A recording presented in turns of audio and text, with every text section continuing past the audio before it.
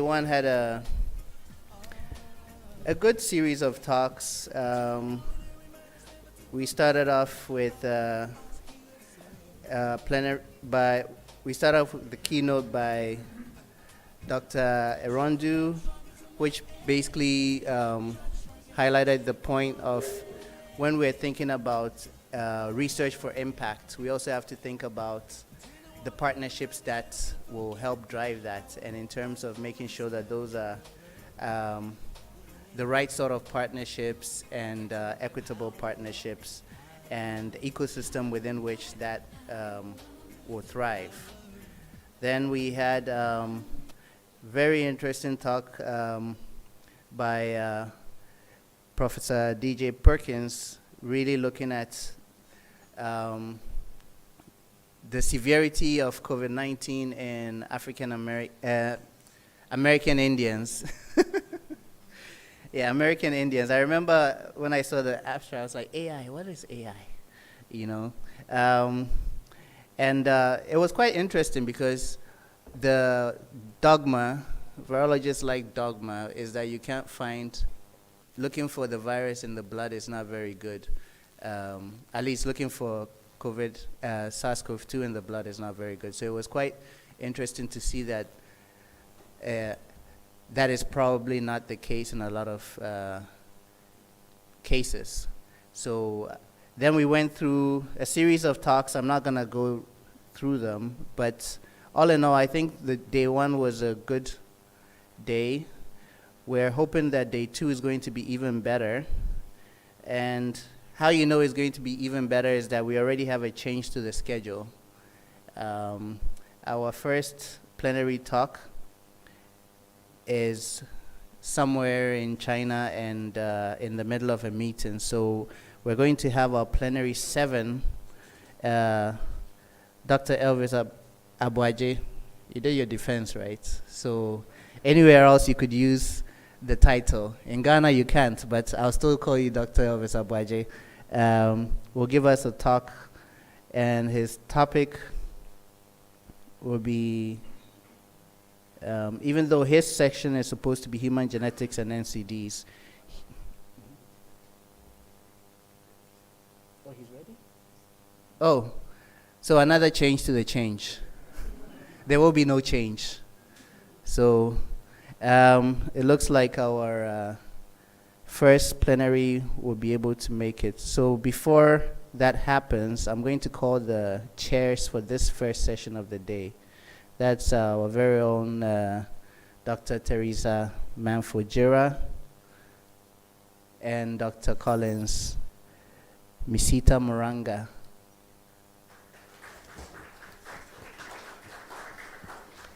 Collins must have gone to the other place because I don't see him here yet. But I'm sure Dr. Jira is more than capable to start off, and hopefully he'll join us soon. Is that right? Okay. Okay, he's here. Theo, it's an online talk. You have it loaded. Okay, good morning, everyone. So we are all welcome to the morning session, the first session, and we are happy to start with the first plenary. So the first person to speak today is Joseph Penenga, and he will talk on ACE2, the heart of a pandemic. So please, if you can hear us, you can share your slides.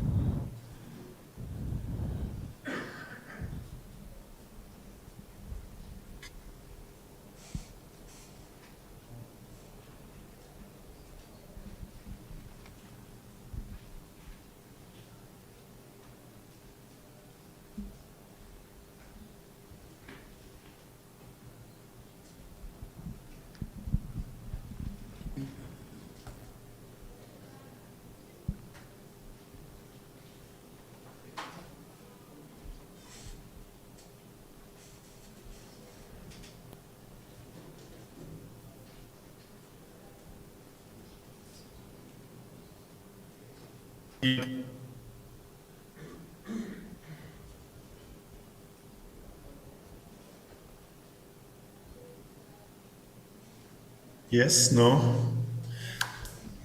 Yes, we can hear you. Okay. Can you see my presentation also? Yeah, but it's not on the slide mode. Oh, I see. Let me see. How is it now? Okay, yeah. No, I have it. Okay. Not yet. You. On this. I'm always I always have a hard time to do this. My apologies. Please let me know if it's on the slide mode now. Is it okay? Not yet, but probably soon. No. Still not. No? No. How is this?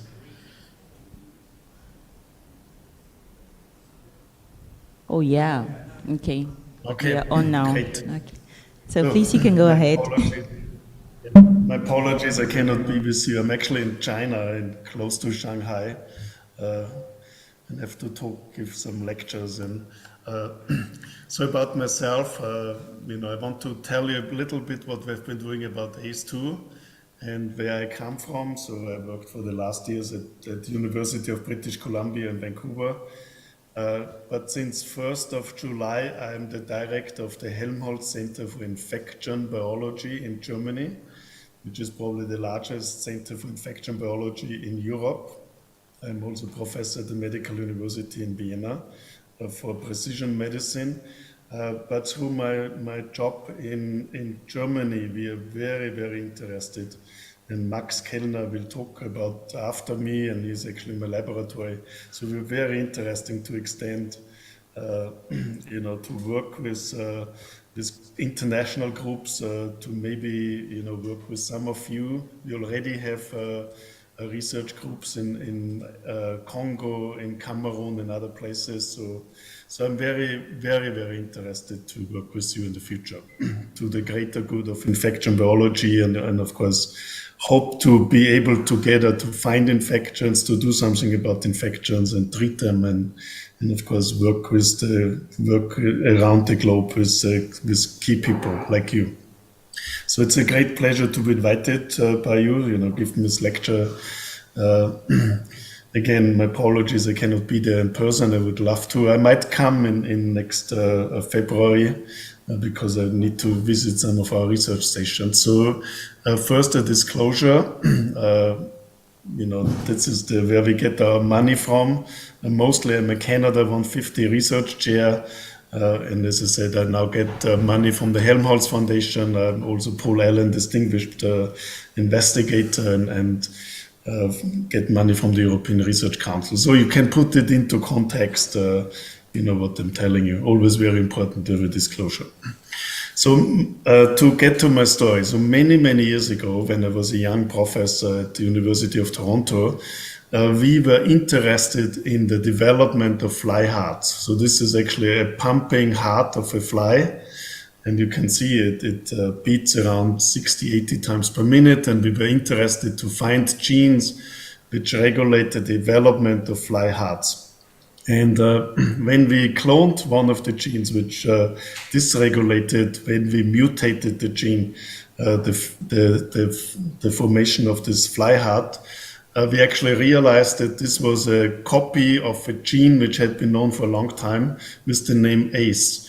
So Mike Krakow in my laboratory cloned ACE2, angiotensin converting enzyme number 2. So here you can see the structure. It's actually an ancient molecule. We can even find ACE2-like molecules in bacteria. So this goes back in evolution hundreds of millions of years, and the bacterial ACE2 still has function as far as we can tell. So it's a molecule, a dimeric molecule, so two chains which are in the cell membrane. So I should acknowledge that we were not the first to publish the sequence, because I'm a functional geneticist, so we made some of the first genetically mutant animals. doing stem cell engineering, using homologous recombination to change genes. And so we made the first knockout mouse, which we published 2002 in Nature. And basically, these animals allowed us to define the basic function of ACE2. And to simplify it, ACE is an enzyme which clips the last 2 amino acids of a peptide with 10 amino acids called angiotensin 1 to make a peptide with 8 amino acids called angiotensin 2. And this is regulating some of the most fundamental mechanisms in our body: control of your blood pressure, heart function, kidney function. And in many diseases, if this system overfires, if you make too much angiotensin 2, that's the reason for hypertension, heart failure, lung fibrosis, liver fibrosis. And when we made the mutants and we defined the system, ACE2 turns out to be the negative regulator of the system. So it actually gets rid of Ang2. Enzymatically, from the peptide with 8 amino acids in Ang2, it basically clips the last one, so we have only 7 amino acids left, which then inactivates the system. So ACE makes angiotensin 2, ACE2 gets rid of angiotensin 2. When we started working on this, we actually realized that ACE2, this was 2001, so this was 22 years ago. We actually realized that ACE2 was also expressed in the lung. But we really didn't know what we was doing, and there was no obvious function. And therefore, a student of mine who is now a professor in Osaka, Yumiko Imai, developed probably the first intensive care unit for lung failure for mice. So she worked for many, many years to have a system where we could study the cellular and genetic requirements for acute lung failure. And so since we had just made and cloned ACE2 and made the first ACE2 knockout mouse in the world, Yumiko put it in her system of acute lung injury. And this is what we got. ACE2 mutant animals got very severe lung failure in a non-infectious model of lung failure, which was actually acid aspiration, like a baby during birth aspirating, just as one example. So ACE2 protects against severe disease in lung failure. And then the first SARS virus came into the world. So at this time I actually was still working in Toronto, and was really interesting to see how unprepared the world was for this virus. So Toronto was the most affected city outside of China for SARS infection. So this is by the way, the CN Tower, you probably know this. And at the end, there were 400 people infected, and around 40 of them died, but it totally shut down social and economic life of the city, because just nobody knew what was happening. And you live in a town with a deadly disease. Toronto at this time had a big movie industry. The first X-Men movies, for instance, were made. A friend of mine was a set designer for this. The entire movie industry broke down because of this little virus infected 400 people at the end. And then this paper came out from Mike Fasan at that time at Harvard, looking for potential candidate receptors for the SARS coronavirus, for the first SARS coronavirus. And all of a sudden he came up with ACE2, which we had cloned in our fly screens and heart development, and of course, we defined the fundamental functions, the physiological functions and function in disease in our body. So the question was, is ACE2 the real receptor for SARS coronavirus? Because many papers came out describing different receptors. So we had the only knockout mouse in the world, so we sent it actually to Beijing. The mouse got infected with the SARS coronavirus. In wild type animals, normal mice, we got recovered virus, some pathology. ACE2 knockout mice was no virus replication, no pathology. So this was the critical experiment to show that ACE2 is essential for SARS coronavirus infection. No ACE2, no SARS coronavirus infection. So also with a lot of studies which we published in Nature Medicine, so we came up with this with this a model which is now in the textbooks, that basically the SARS coronavirus became such a dangerous virus because it does not only use ACE2, it's its entry gate to infect us, but this binding of the virus to ACE2 actually leads to downregulation of ACE2. So ACE2 disappears from the cell surface where it functions to inactivate angiotensin 2.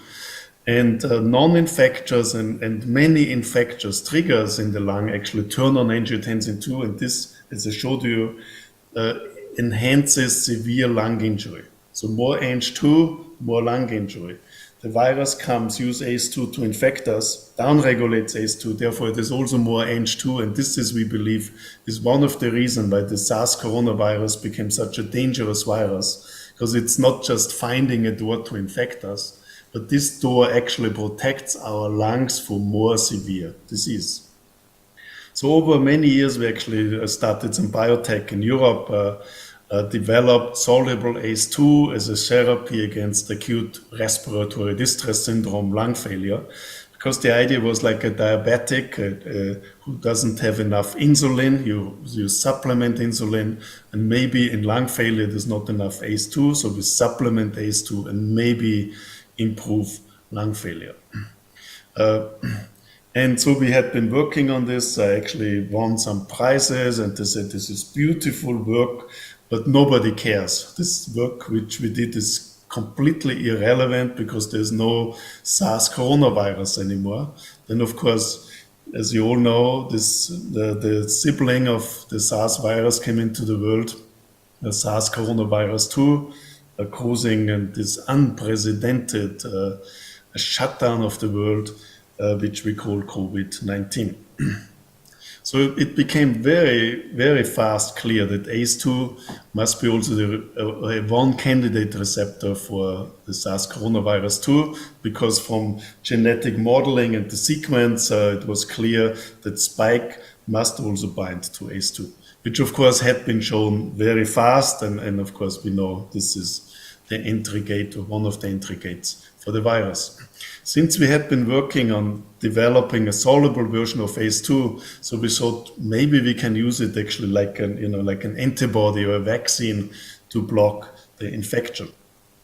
And to remind you again, so there's SARS coronavirus 1 and SARS coronavirus 2 and multiple other SARS coronaviruses, which bind to ACE2, and this is the door the virus uses to infect us.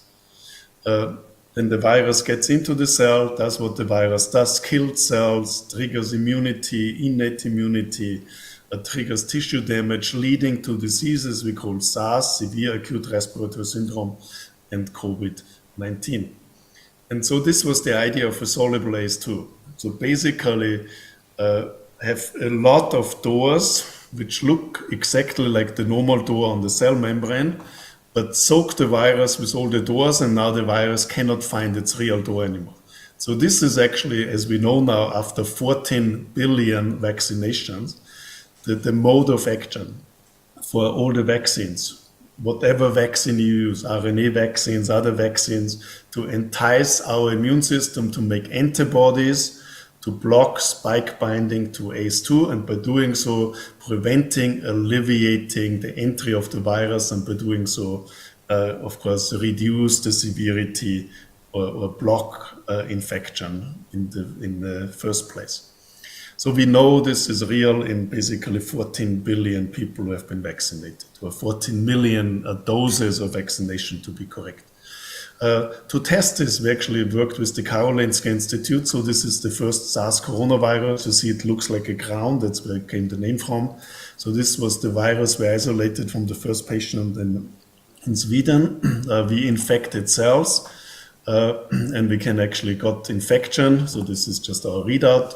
And indeed, human recombinant soluble ACE2 in a dose-dependent fashion, the more we give, the more it reduces the infection. So exactly as you would predict, if it's the entry gate, it's the door we give, there's one door and we give 1,000 other doors. So the virus has a hard time to find the real door, and therefore we can reduce infection in cells.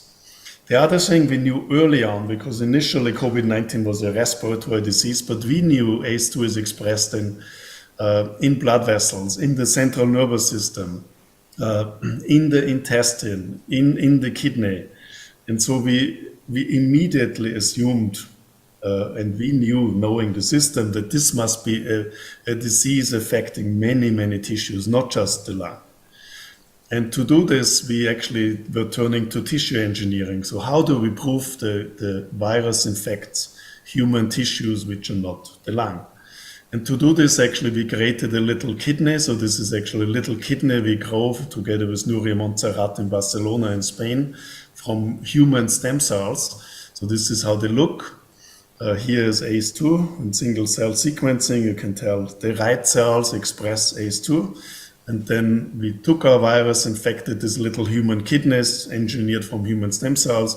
We could indeed infect them, and we can reduce infection with the soluble version of ACE2, blocking the entry gate. So this was actually the first paper and the first use of human engineered tissues for SARS infection and COVID infection, and now thousands of papers came out to confirming our data, and of course using human tissues to check if what we find in patients is real, and find the mechanisms of entry and mechanisms of infection.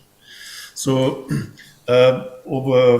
with our work, and of course for work with others, so I think with ACE2, of course ACE2 is not the only thing, there's immunity and coagulation and blood vessel involvement, but I think we are fairly clear what's happening initially.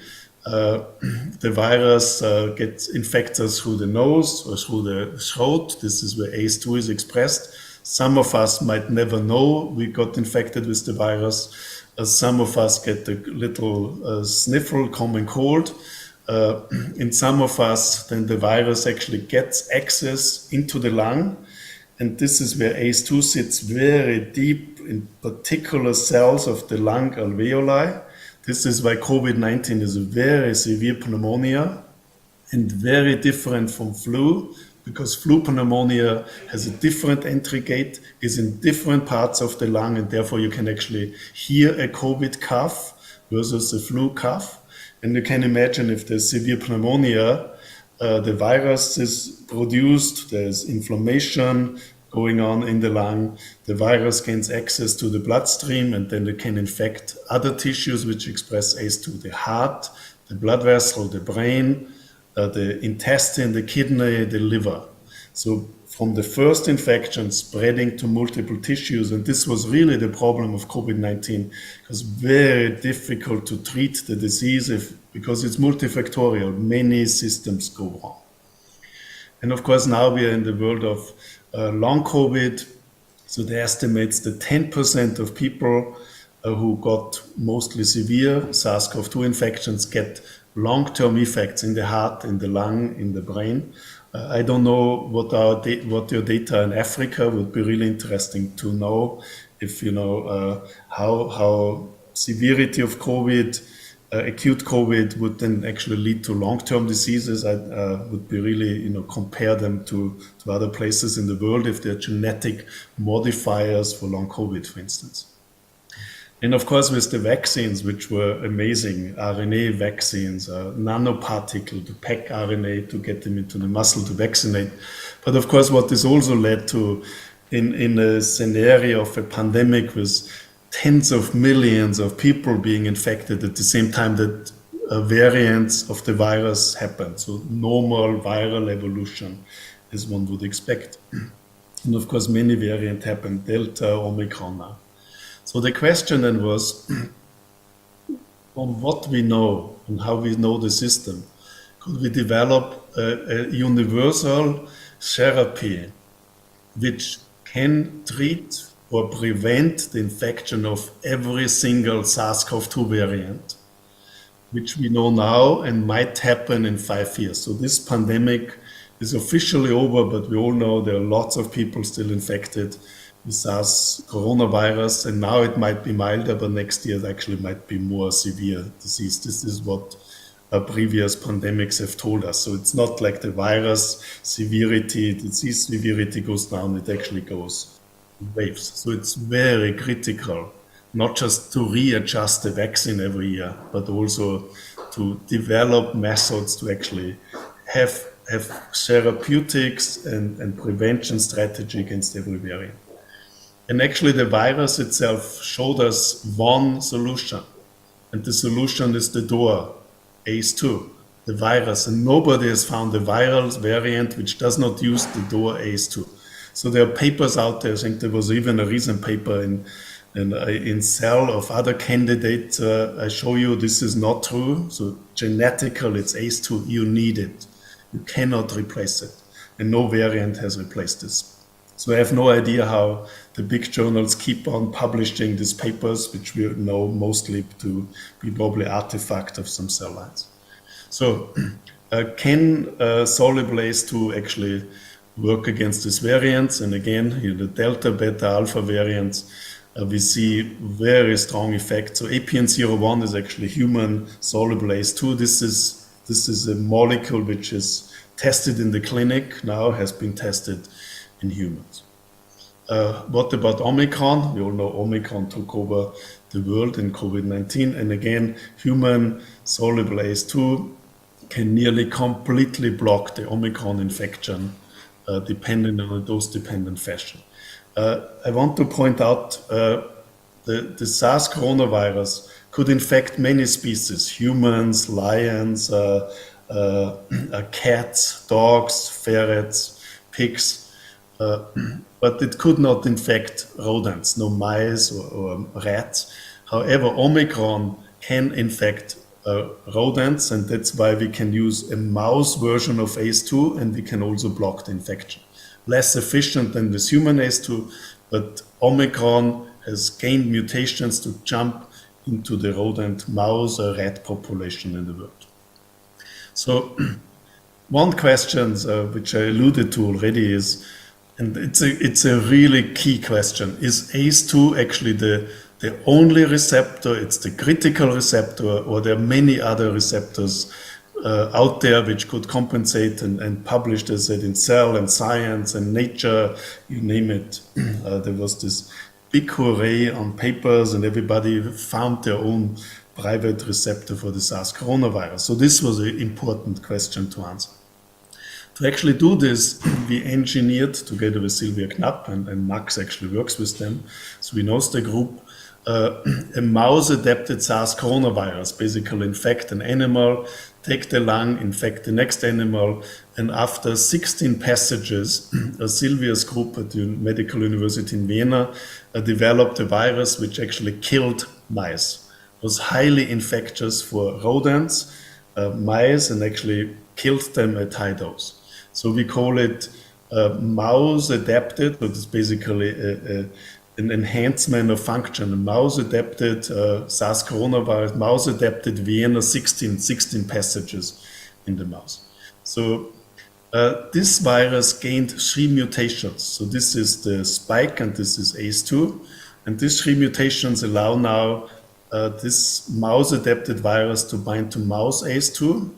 And I want to point this out because Omicron has exactly 2 of these mutations. So this was a beautiful confirmation how these 2 mutations, natural occurring in Omicron, allow that this virus jumped into the rodent population. And as you can see here, this is actually a lung tissue of non-infected animals, so this looks normal. And here we infect them with MAV-16, mouse-adapted SARS coronavirus 2. Severe disease, not the normal lung anymore, and you can see the virus with an antibody standing for the viral nucleoprotein. This now allowed us to ask the question, is ACE2 the essential receptor? So we took an ACE2 knockout mouse, an animal which doesn't have any ACE2. I showed you we made the first animals without ACE2, infected them with the mouse-adapted virus, and as you can see, there's infection, there's lung disease, the mice lose body weight, actually eventually they die in a particular mouse background. And then we infected ACE2 knockout mice, and they were totally healthy. No virus replication. So whatever people described as other candidate receptors, they might help, block infection, support infection, but without ACE2, at least in this paradigm of a real respiratory infection without ACE2, there is no infection as far as we can tell. It's the essential receptor again. So is ACE2 also the essential SARS-CoV-2 receptor in human? You know, after all, that's a mouse. So do we really care about rodents? We care about humans. And so to do this again, we actually made little human kidneys from stem cells with some genetic tricks. With Nuria in Barcelona, we actually knocked out ACE2. So these are little kidneys infected with SARS-CoV-2. Here in pink, you see the virus is replicating. So this is where we know they can be infected. If we knock out ACE2, no viral replication. So ACE2 is essential for viral replication in human kidney organoids. Other groups have shown the same for human gut, human cardiomyocytes, you name it. The other thing is actually we wondered maybe in disease conditions, you know, hypertension, diabetes, then we know there's more severe disease. Maybe then you don't need ACE2. So we actually developed a human engineered kidney where we make it diabetic, and actually what you see is there's more ACE2, more infection. Then we mutated ACE2 again in this basically human kidney, which is diabetic human kidney. In normal circumstances, the virus replicates with infection. And if we knock out ACE2, so a human engineered kidney, which is diabetic, no ACE2, zero infection. So also under conditions of disease, ACE2 is essential for the infections in the human scenario. So, and the last thing I want to show you is, can we use this as a therapeutic or prevention strategy? So we actually took again our animal models, this mouse-adapted virus, infected them, and then 12 hours, 24 hours, 48 hours after infection, we give basically, so this is a nasal inhalation infection, and then we give ACE2 also after the infection. And as you can see, if we give actually ACE2 early, we nearly totally protect from infection. Not a single animal dies. When we treat later, we can protect, they recover, but still some get sick, but they recover. And if we treat too late, then actually they get more sick and even some animals die. So here the controls, all animals die. So exactly as you would expect, the earlier you treat, like in a respiratory infection with a respiratory treatment, the earlier you treat, the better the outcome. The later you treat, the worse the outcome. So and this is the last slide I want to show. I hope I could convince you that ACE2, which we found in the hearts of flies, and then did the first genetics and defined the system, did basically all the groundwork for this. I hope I could convince you that ACE2 is the essential receptor for SARS and the SARS coronavirus too. No ACE2, no infection. There might be modulators, I'm sure there are, of the make the infection worse or less worse. And based on this knowledge, we can actually design a recombinant door. ACE2 is a potential therapeutic and prevention strategy for every now known, and we tested it basically for all variants, it always works. And actually the virus does its own evolution. Omicron, it works much, much better because the virus now binds and learned by itself to bind much better to ACE2. And we also predict that this form of ACE2 will work against every variant in the future, because if the virus does not use ACE2 anymore, its entry gate, the disease we call COVID-19 will not exist anymore, because the disease COVID-19 is defined by binding to ACE2 in the nose, in the lung, in other tissues. How this plays in for long COVID, time will tell. We would love to do a clinical trial to block ACE2 or supplement ACE2 in long COVID in patients and see what's the outcome. And we published this, as a proposal that we could use this as a pan-COVID-19 prevention strategy, and not just for SARS-CoV-2, but many other SARS coronaviruses which have been identified and can use ACE2 as a global preparedness strategy. and we published this recently in a review. So if you're interested to read up, and this actually explains also symptoms in kidney, in the heart, in the intestine, and why this whole comes together. And I think ACE2 can explain a lot, not everything, of course, but a lot of viral entry and distribution of the virus and some symptomology because of affecting one of the most fundamental systems in our body, the renin-angiotensin system, regulating blood pressure, heart function, kidney function, also regulating intestinal function, uptake of amino acids in our diet. And with this, I stop. Mike Krakauer cloned ACE2 in my laboratory. Yumiko and KG Kuba developed the first intensive care unit for mouse lung failure, where we could define the functional phase 2.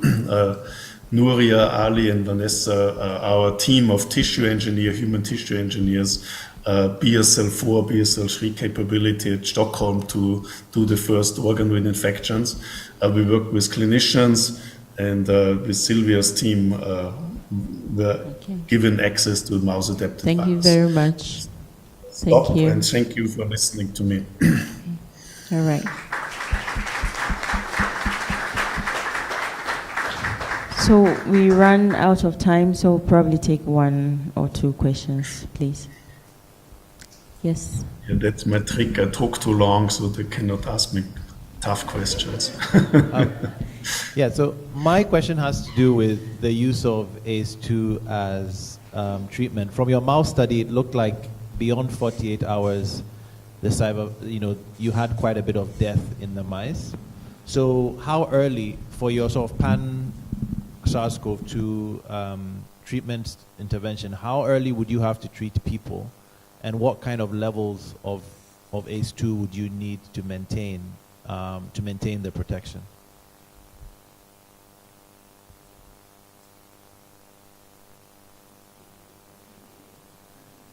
I don't think he heard you.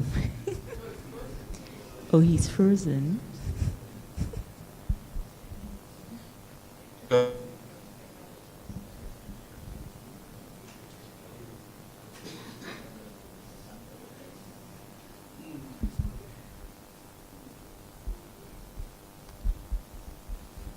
Shall we move on?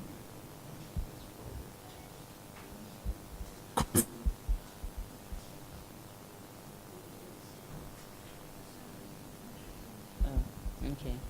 Network bandwidth is slow. Shall we move on? I guess we should move on. And then maybe if we have questions, we can send it via Zoom. All right. So our next presenter is Becky Tete. I don't know if Becky is here. All right. And she will talk on development, optimization, and utilization of a SARS-CoV-2 antibody ELISA using an in-house express nucleocapsid antigen.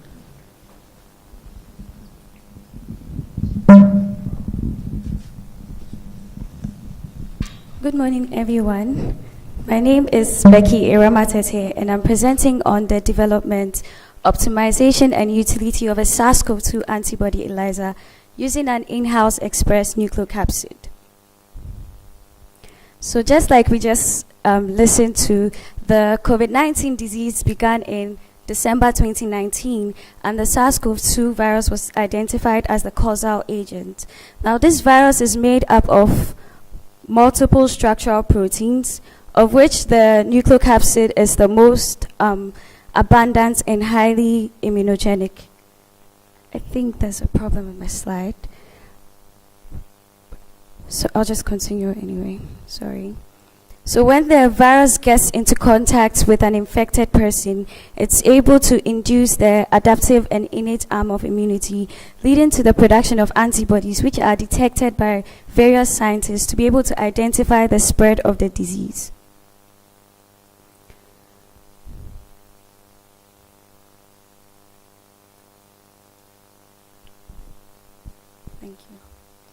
So, although the COVID-19 is no longer a pandemic, disease surveillance is highly important. And it is very important to be able to identify transmission hotspots, to be able to look at immune response between vaccinated and unvaccinated persons, and also to be able to validate herd immunity. So, we are looking at producing diagnostic tools which have high sensitivity and specificity to be able to diagnose the disease. And also, we are saying that when we have these disease diagnostic tools that are affordable, it will be of great benefit to African society and other resource-limited countries. So the aim of this project was to develop and optimize an antibody ELISA for tracking the spread of COVID-19 in resource-limited countries. And specifically, we aimed at expressing and purifying the full-length nucleocapsid antigen using a simple bacterial system. And we also used this nucleocapsid to be able to develop an antibody ELISA. So we use this plasmid in here for our expression and purification, and it has this sumo histag for purification and the kanamycin resistant gene for selection. So we transform this plasmid into BL21 E. coli strain cells, and after performing a starter and a large culture, an induction was done at an OD of 600 nanometers using 1 millimolar IPTG. After which we based our purification on the interaction between the nickel bead in our matrix, interacting with our sumo histag, and then using wash and elution buffers to be able to properly purify our protein of interest. And then we use the protein of interest that was purified, and then we use the ubiquitin-like protease to be able to cleave off our histag. So in this gel, I'm showing the results after our induction was performed, and in well 4 and 5, we can see our induction where 500 microliters was used and 10 microliters was used. And this is our protein after induction, running at around 70 kilodaltons. Then in here, we are showing results after the cleavage of our protein. So we cleaved off the sumo histag using our ULP, and then we can see our uncleaved protein running at around 70 kilodalton. And after cleavage, we can see our protein running here a little below 55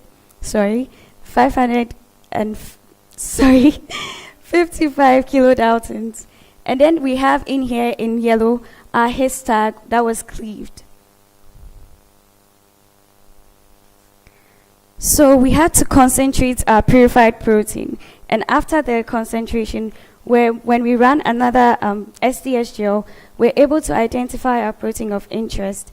And then we ran a Western blot to be able to confirm the presence of our protein using an anti-nucleocapsid monoclonal antibody. And then we had a total concentration of 1.38 milligram per ml with over 95% purity. So we went ahead to use this protein for our ELISA, and to do this we obtained 5 ml of blood in EDTA tubes from patients that were older than 4 years and were not pregnant. And in total we had a number of 370 samples, of which 295 were symptomatic and 75 were asymptomatic. And then we also obtained 100 positive samples that were confirmed with RT-PCR and 100 pre-COVID-19 samples, as well as 42 RT-PCR confirmed negative samples. Then we went ahead to validate the antibodies in these samples using RDT, the one-time ELISA kit, and the Luminex multiplex assay. So for every indirect ELISA, the basic steps are shown in here, and highlighted in red, which is the antigen coating, the primary antibody addition, and the secondary antibody addition are the main points of optimization for every ELISA. And so that's what our work looked out for. Now, for every other step in black, they are mainly optimized to be able to obtain concentrations at which our blank samples are not unspecific. So in here, we optimized our ELISA using a commercial antibody and pooled plasma samples shown in B. So in A, where we're optimizing our antigen concentration, we try to look for a concentration where we would have an appreciable difference between our positive samples, negative, and our blank samples. And for our commercial antibody and pooled plasma samples, this was obtained at 1 microgram per ml.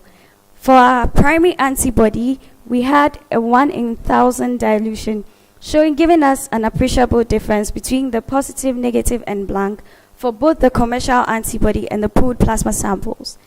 Also, in our secondary antibody, a 1 in 15,000 dilution gave us good difference between the positive, negative, and our blank samples.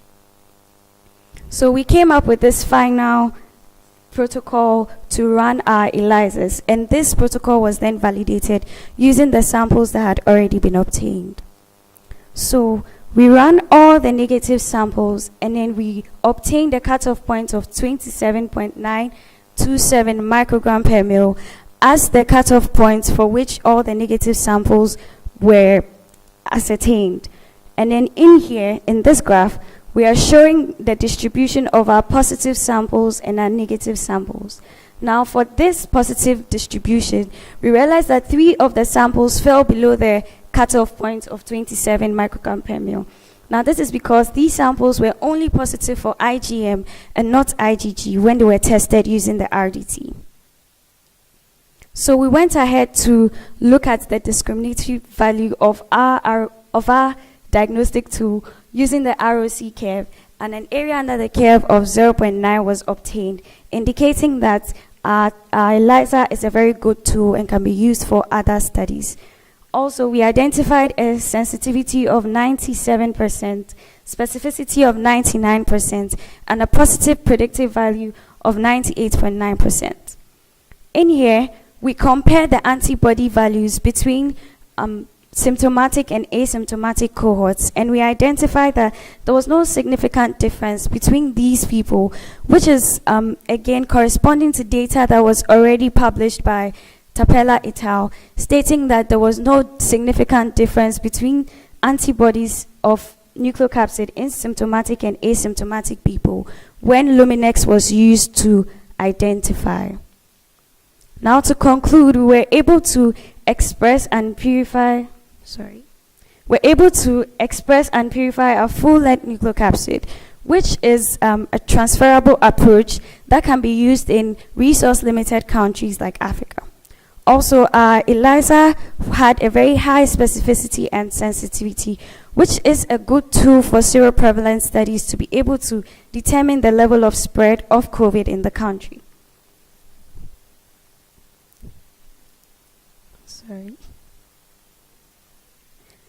And using our ELISA, we're able to perform a cost analysis where we identify that our ELISA would cost less than £1 for one sample to be screened compared to the use of other RDTs in resource-limited countries where shipping and other financial constraints are a big deal.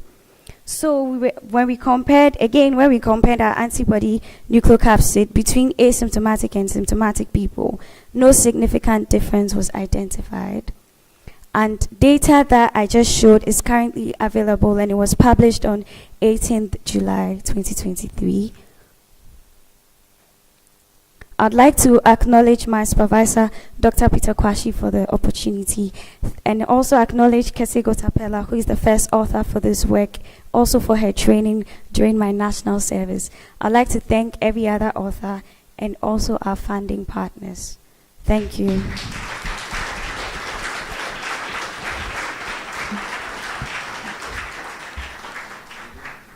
Thank you very much, Becky. We will take 2 questions. Because of time.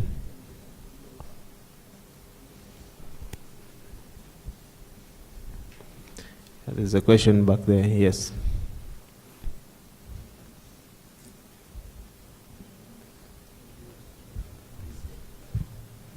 Thank you for your presentation. So I would want to know how fast this ELISA tool is in trying to detect. I can't hear you.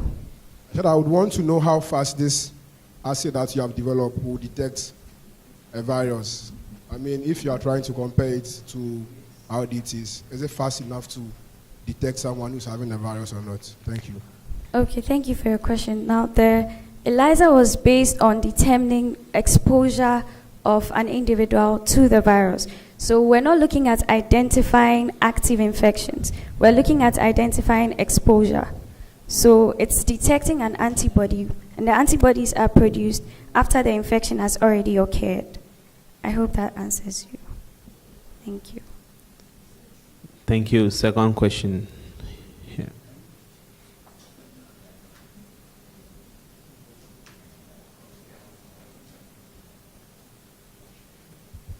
Thanks.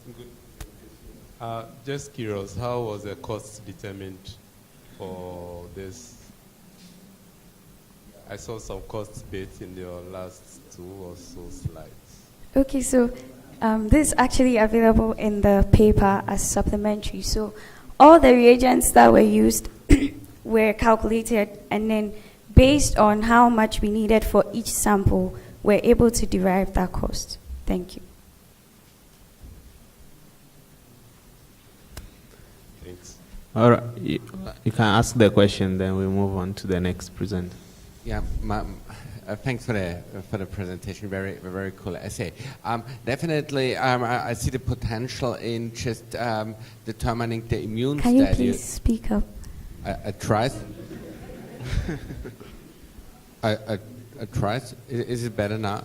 Yes. Okay. Thanks for the awesome presentation. My question goes in the same direction as the first one.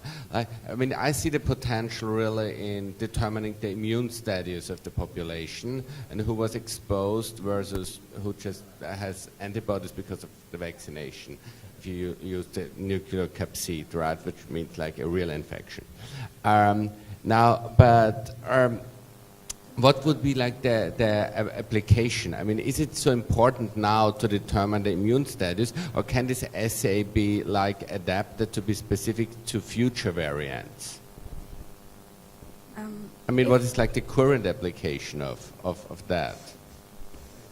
Can you please repeat the last? Okay, well, what is the current application? Now we know pretty much everybody got exposed to the virus somehow, yeah? And, well, some just got vaccinated, they have antibodies, some were really infected, they have nucleocapsid antibodies, but it will be a lot of people. Now, what is really the application now? Of this very assay, when essentially the pandemic is over, can it be adapted easily for future variants, future viruses? Oh yes, it can be adapted for future variants and future viruses. And also, in as much as the pandemic is over, we are not supposed to lose the surveillance that we have. I mean, we don't have active cases of polio as much, but we still have surveillance going on for polio. So disease surveillance is very important to prevent another pandemic from occurring. Thank you. Thank you very much, Becky.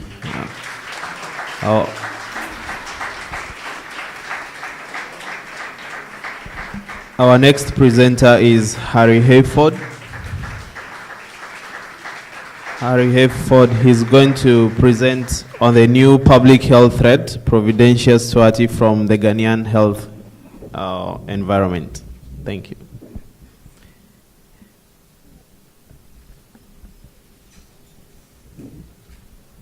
You can start. Good morning. Please, can you hear me? Good morning. My name is Harry Hayford, and I'm presenting on the new public health threat, providential stewardship from Ghanaian hospital environment.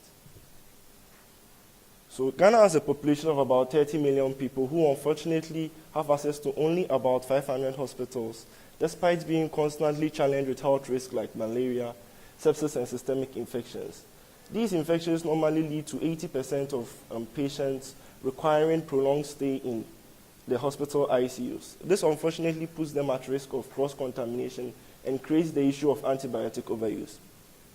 Now, antibiotic overuse has been found to drive the occurrence of antibiotic resistance in opportunistic bacteria like Providential stewardship that are present on hospital formite.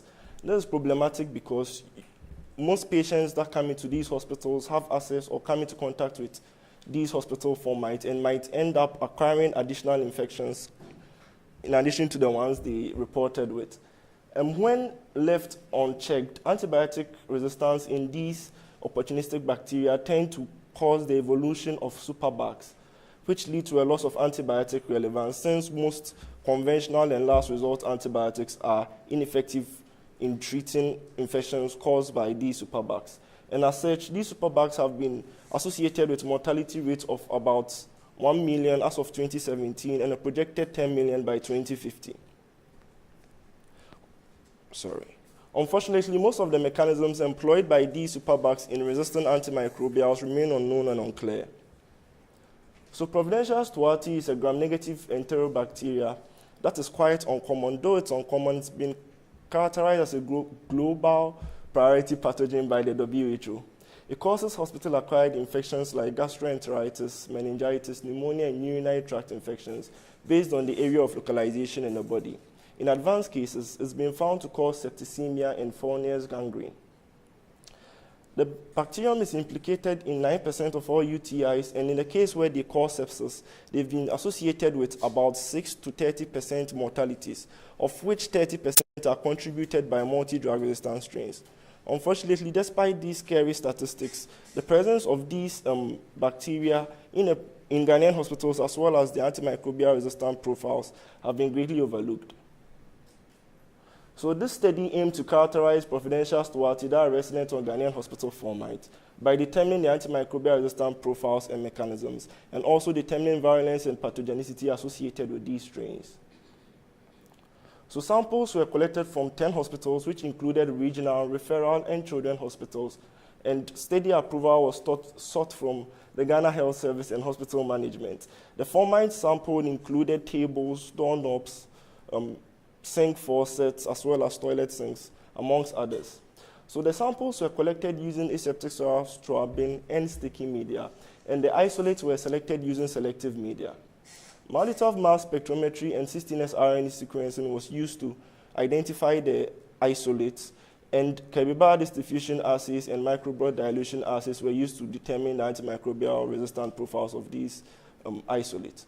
The ability of these isolates to form bioforms, as well as their population analysis profiles, were then determined. Nanopore whole genome sequencing was used to determine the probable mechanisms of resistance employed by these isolates, and cell culturing and infection assays were used to determine the virulence potential of the isolates. So 16S RNA nucleotide blasting and Maltitov biotyping were used to confirm that the strains were indeed, or the isolates were indeed Providencia stuarti. And swarm motility assays showed that these isolates were highly mortal as compared to ATCC controls. This is problematic because it shows that these isolates have the tendency to cause invasive infections, as well as evade host immune systems and unfavorable environmental conditions within the host. So to determine if these isolates could form bioforms, a standard bioform formation assay was employed, where it was found that the isolates were very strong bioform forming isolates as compared to the ATCC control, which was quite a strong bioform forming isolate. So to determine the ability of these isolates to resist antibiotics, a Kirby-Bardis diffusion assay was employed, where it was found that the isolate had more than 90% resistant to conventional antibiotics, like the ones listed here below, as well as some last resort antibiotics like carbapenems, colistin E, and polymyxin B. When characterized according to resistance to different classes of antibiotics, it was found that these isolates were indeed multiple antibiotic resistant and had MAR indices of 1, indicating that the isolates are potential high-risk pathogens, as the WHO cutoff for this is greater than or equal to 0.2. So to determine the minimum hemetric concentrations required to reduce the bacterial population to less than 10%, microbroad dilution assays were employed, where the isolates were subjected to increasing concentrations of antibiotics.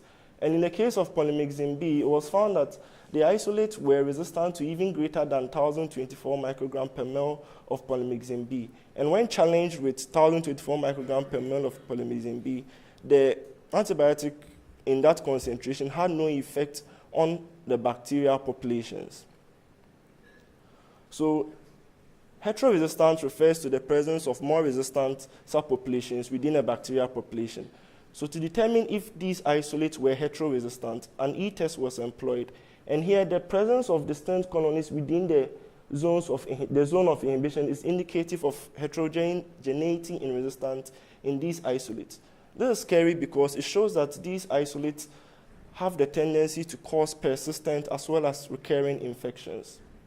So to confirm the heteroresistance observed using the E-test, a population analysis profile was conducted where the isolates were challenged with increasing concentrations of polymyxin B, and here the greater than 8-fold difference between the highest inhibitory and non-inhibitory concentrations is indicative of heteroresistance.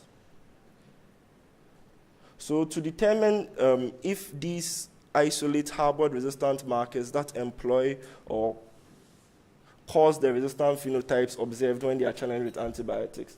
Nanopore whole genome sequencing was used to sequence the genome of the isolate, and the genome was analyzed using plasmid finder and res finder. We found that the isolate contained resistant markers to rifampicin, sulfonamide, fluoroquinones, beta-lactams, amongst other classes of antibiotics. And most of these markers, that's 65% of them, were plasmid bound, which is also scary because it shows that these isolates have the capacity to transfer these resistant markers to other bacteria that are present within the environment they find themselves. So the relative resistant mechanisms that are conferred by the resistant markers seen earlier include antibiotic efflux and inactivation, as well as reduced antibiotic permeability, target alteration, target protection, amongst other resistant mechanisms. So to determine if these isolates had virulence potential, a cytotoxicity assay was conducted where human epithelial cell lines were challenged with the providential Stuarti isolate. And after 24 hours, it was observed that these isolates caused greater than 90% cytotoxicity in human epithelial cell lines, as compared to the ATCC control, which caused about 40% cytotoxicity. So to determine the ability of these isolates to survive in the presence of immune cell lines, they were co-cultured with human immune cell lines, and after 48 hours, it was observed that the isolates had 100% viability even when co-cultured with human immune cell lines, and even in the presence of 1,024 microgram per ml of polymyxin B. So to determine if the observed virulence in the cell lines is translatable in vivo, Galleria Menonella infection models were challenged with about 10 cells of the providential Stuarti isolate. And after 24 hours, it was observed that these isolates were able to kill off all the Galleria larvae, whilst the ATCC control killed off about 10% of the Galleria larvae after 72 hours. So since the bacterial lipopolysaccharide in gram-negative bacteria is the most dominant virulence factor employed, it was important to see whether the increased virulence observed there was due to only the LPS or there were other factors at play.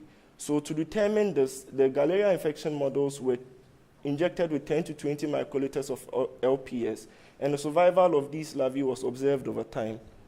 It was found that the 10 to 20 microliters of the LPS killed off the Galleria larvae after 70 hours. This indicates that the earlier hypervirulence observed when this assay was conducted might have been due to other virulence factors aside from the LPS.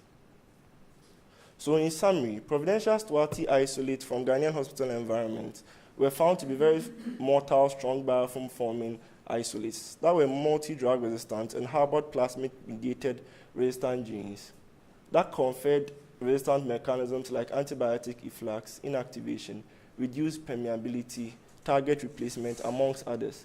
These isolates were found to be very virulent, being cytotoxic in human cells and virulent in Galleria infection models. So in the presence of all this evidence, is it fair to say that Providential Stewardship isolated from Ghanaian hospital environment are high-risk pathogens that pose a potential public health threat. I'd like to acknowledge our PIs, Dr. Abiola Isaomi and Professor Lydia Mosi for the study, as well as our correspondents, Prof. Tobias Doa and Prof. Miguel Valvano. Thank you.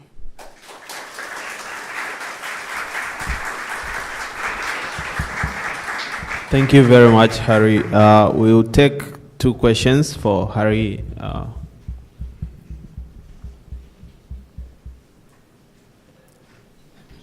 Harry.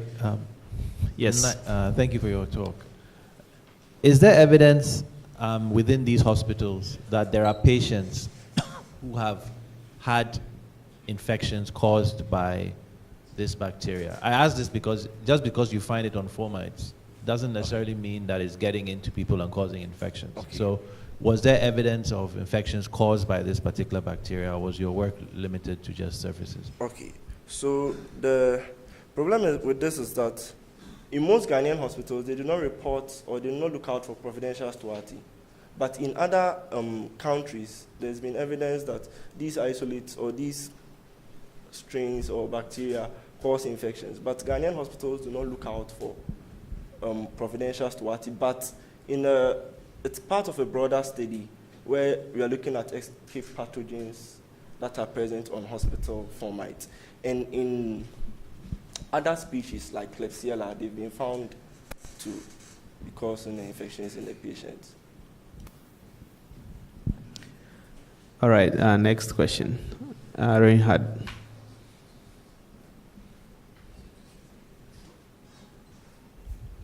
Thank you. Your talk was very enlightening.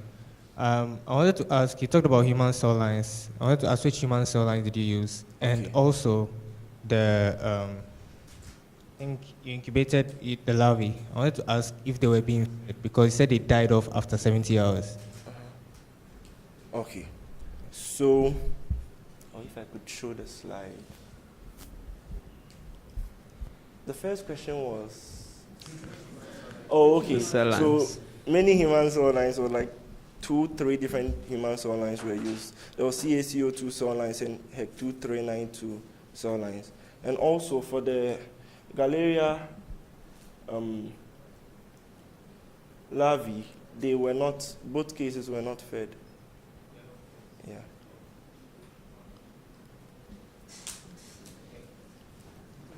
All right, so we'll move on to the next presenter. Thank you very much, Harry. So our next presenter is Max Joseph Kellina. He's online, right? I think he's presenting online. Hello, can everyone hear me? Yes, please, you can go ahead and start. Awesome. Well, first of all, thank you for inviting me to give a talk. I'm really sorry that I cannot be present in person. But I visited Ghana just this April, and I got to see not only the country, but also the WACCBIP Institute. And I can assure everyone here in Europe and everywhere else in the world, this is an exceptional environment to do science. And I'm really happy to present my unpublished work with you all today. And I would like to start off by just reminding us all that about 60% of known and up to 75% of emerging infectious diseases have a zoonotic origin, which means that there are pathogens circulating within animals that can spill over into the human population, for which we are typically unprepared, as we have seen in the last 20 years, and more recently, the last 3 years.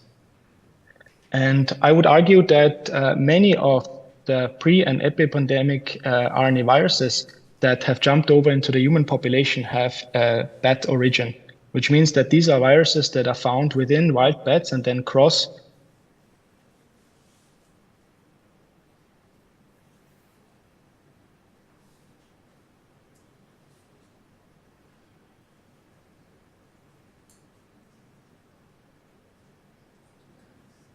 up to 80-90% case fatality rates in these individuals. But what is quite exciting is that although these viruses seem to cause substantial disease in humans. The bats, even under experimental infection conditions, are seemingly without clinical signs of disease. That's what we call asymptomatic.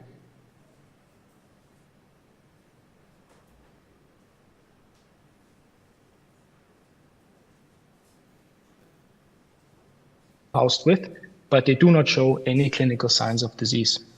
So that leads me to one of the questions that I think researchers have been asking for at least the last 100 years, and more recently, also molecularly, which is what makes bats actually exceptionally tolerant to viruses.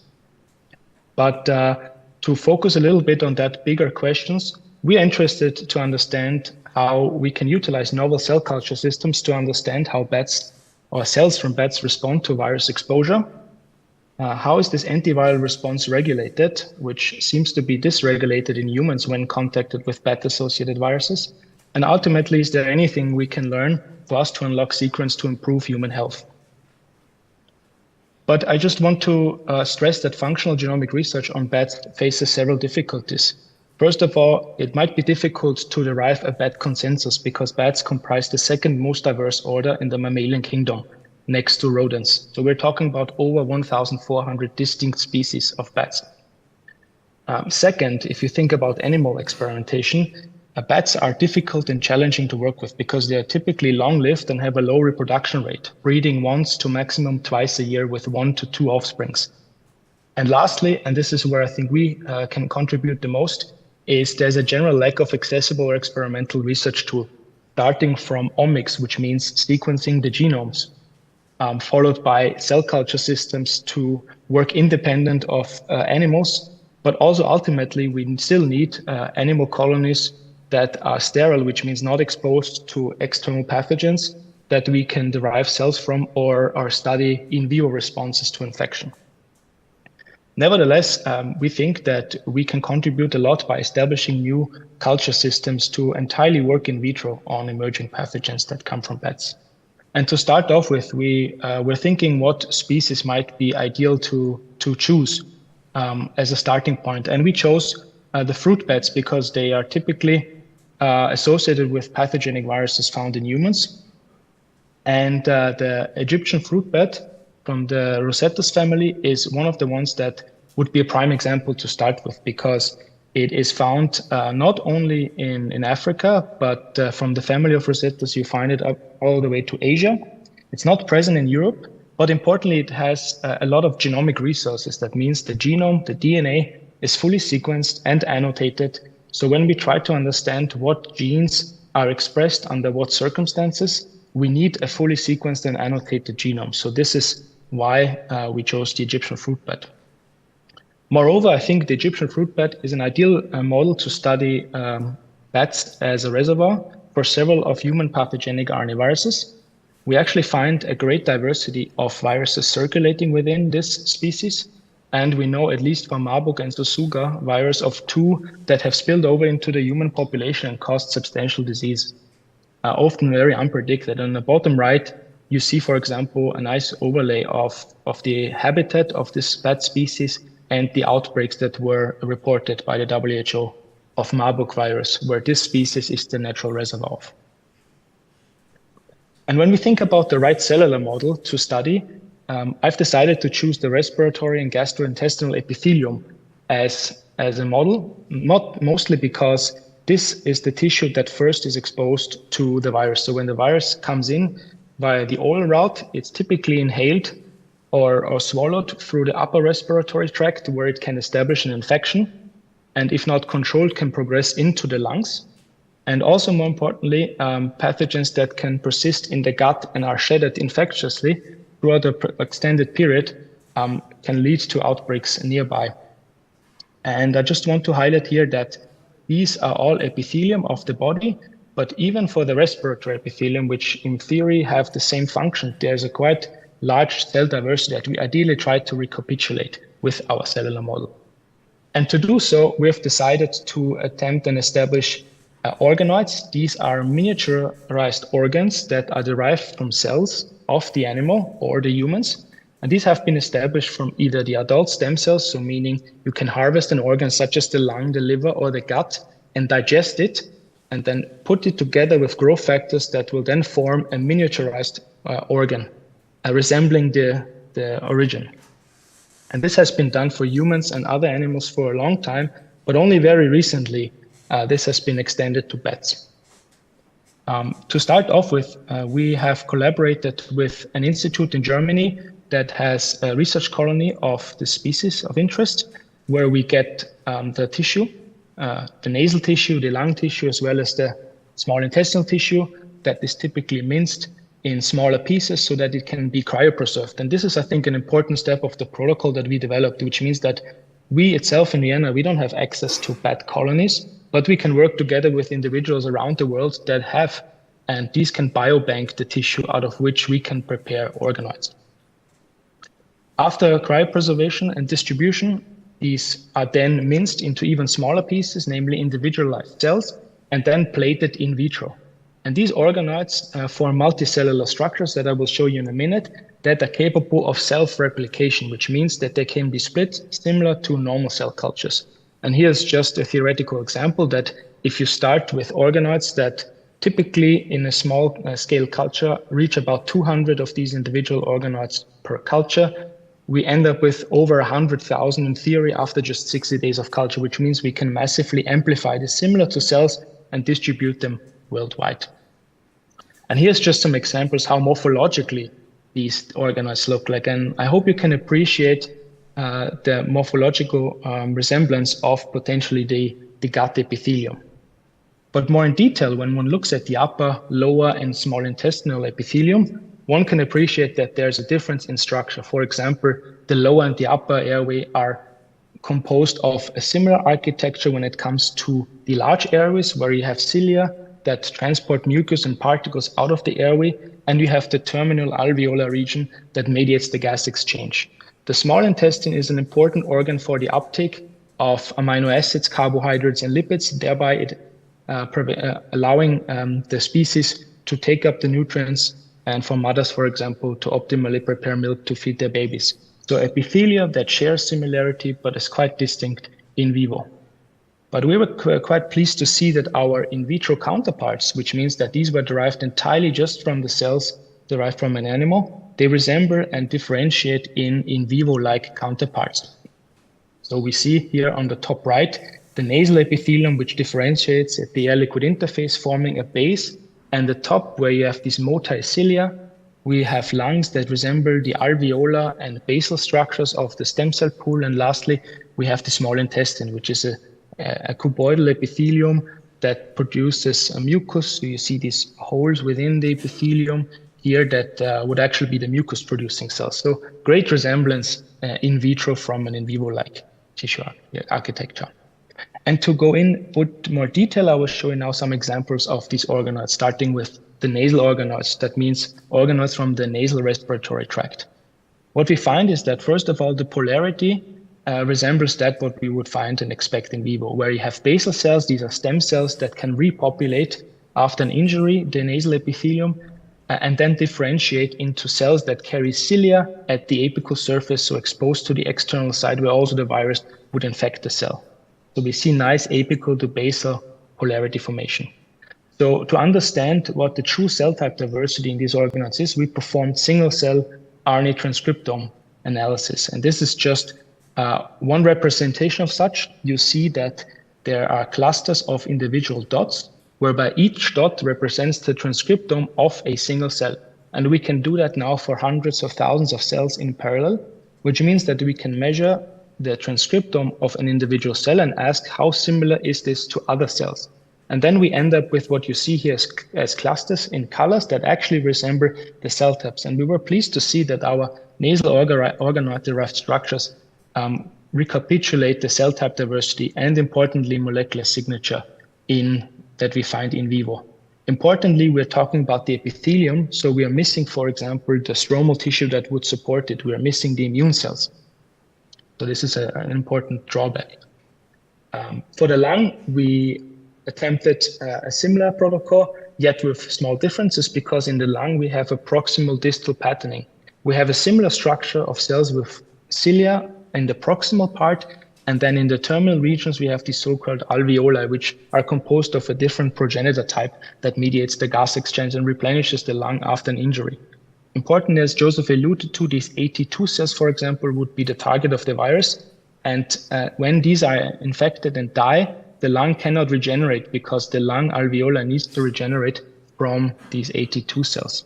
And by single-cell transcriptome profiling, we found that our lung organoids are composed again of the majority of cell types.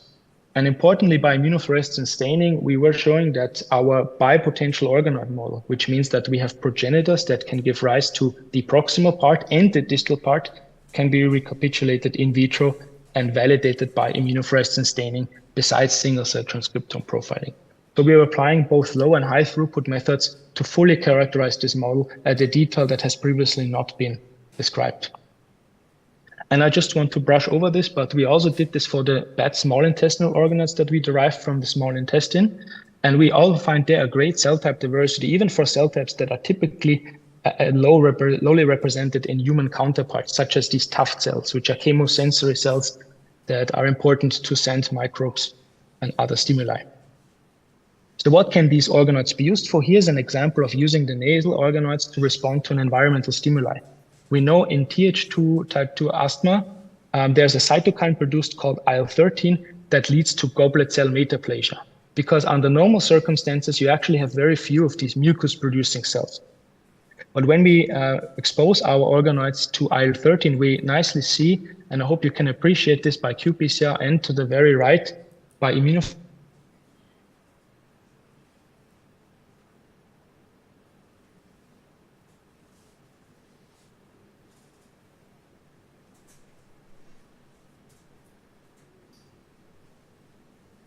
That these bad organoids support the replication of emerging RNA viruses. Here shown for MERS and Marburg, where this is coming from. And we're currently following up with all of our organoid systems and multiple of these emerging viruses to really prove and show that this is a platform to understand and study emerging pathogens in a reservoir context, potentially even prior to human emergence. So with that, I would also like to come to the conclusions. We established respiratory and small intestinal organoids from an important bat reservoir species. We have characterized these organoids at single-cell level by immunohistochemistry and transcriptome profiling, and we tested the susceptibility of bat organoids to emerging RNA viruses in environmental stimuli. And in the future, we'd like to perform a comprehensive analysis of infected bat organoids to really understand, and coming back to your initial question, how bats respond to virus exposure, thereby creating a list of candidate genes that we can now go in and perturb with CRISPR-Cas9, something that's not feasible in bat animal models as of now. And I think I've alluded to the diversity of bats in the beginning, but it would be really important to expand our research to other relevant bat species, where we see circulating pathogens that have not yet crossed the species barrier to maybe even derive novel antiviral compounds prior to human emergence. And a project of that scale obviously comes with a lot of support from others. So at the Vienna Biocenter, I would like to acknowledge and thank my entire lab and Joseph for allowing me to go after this rather crazy idea. All right, thank you very much. We have time for questions. Dr. Kwashi.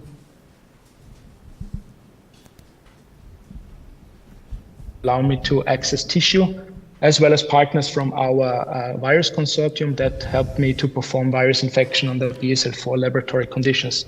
And I also like to thank the University of Ghana and WACCBIP for giving me the opportunity to work, and I hope to work with all of you in the future. And obviously also service facilities on campus that helped generating some of that data. Yeah, and with that, I would like to thank you all. Thank you very much. Thank you, Max. I have a...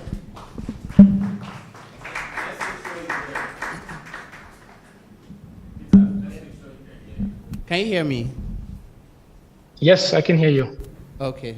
Thanks for the great presentation. I think more and more of us should be looking at organoids for cell culture stuff. I have a question about your choice of the bats. Was it really more because that was the bats that you had access to? Because I'm looking at, or was it also because of the type of viruses that you wanted to focus in? 'Cause- Yeah, it's a Yeah, go combination.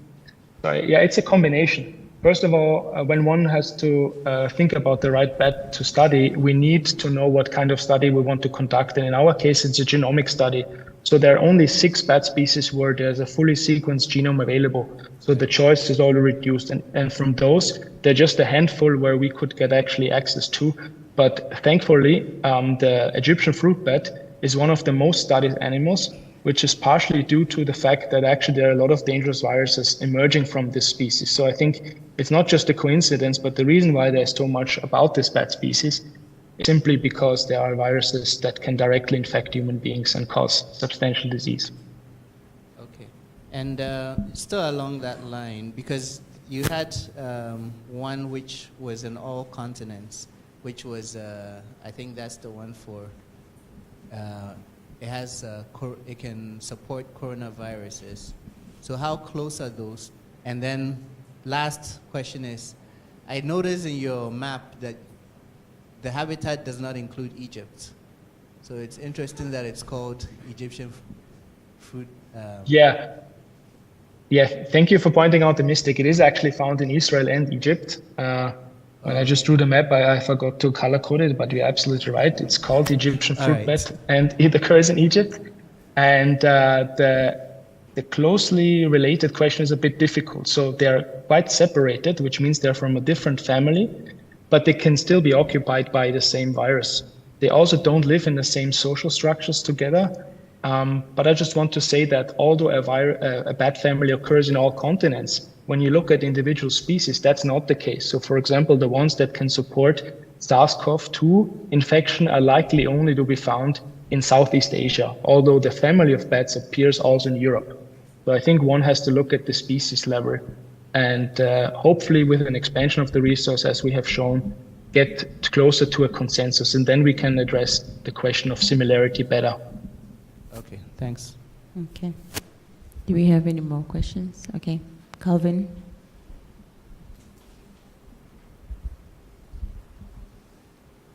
Very nice talk. What's the cost of maintaining this in culture? And can you cryopreserve it?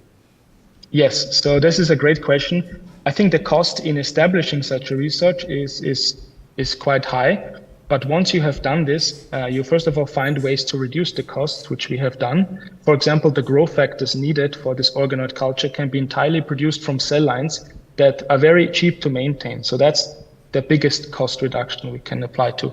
But the second, you're absolutely right, we can cryopreserve and thaw these organoids. So they don't need to be maintained for months. And in fact, you can biobank them and distribute them. So laboratories that have the access to growth factors or the know-how to make them can easily participate in collaborations to then distribute these organoids. That's exactly what we are planning to do, I think, because, yeah, we have to lead by example. Okay, thank you very much. I think we have to move on. We are 10 minutes into our coffee break, and I think a lot of people love their coffee. And we would like to say a very thank you to all the presenters for the wonderful talk. So Peter will now be between you and your coffee. Thank you very much. Thank you, Collins and Teresa. Just before we go, we're going to have some turbo talks a little bit later. And even though, so basically, all those who submitted one slide for their turbo talk before the second request will be presenting today. I'm just going to give the names just so that you are aware of it. So poster number 15, that's Lucinda Fry-Nate. Number 19, Patrick Opare Sechi. 21, that's Priscilla Aqua Jackson. 27, Charlie Beauty. 30, Ebenezer Kojo Adai. 40, that's Frank Jose. 47, Angelica Dachry. 50, Elvis Swate Lomote, that's 50. 55, Alberta Maulawo Abochi. 59, that's Sultan Mohammed Hassi. 66, Yunus Ajari. 71, Aliyu Nafi Satu. 73, Araba Abaidu Miles. 81, Linda Akufo, and 84, Nathaniel Amasa. So all of you should be ready. Your slides will be loaded for the Turbo Talks later in the day. And now we can go have coffee.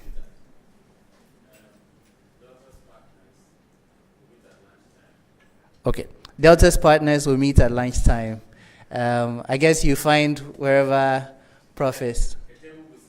A table will be set up with, okay. And then also, we also have to, later in around the same time as the Turbo Talks, our sponsors will give some presentation, but I'll just mention them once again, and it's Incaba Biotech, LabMart, Bethlog, DCL, Caramel International, and MES Equipment, as well as Yamachi Biotech. Thank you very much.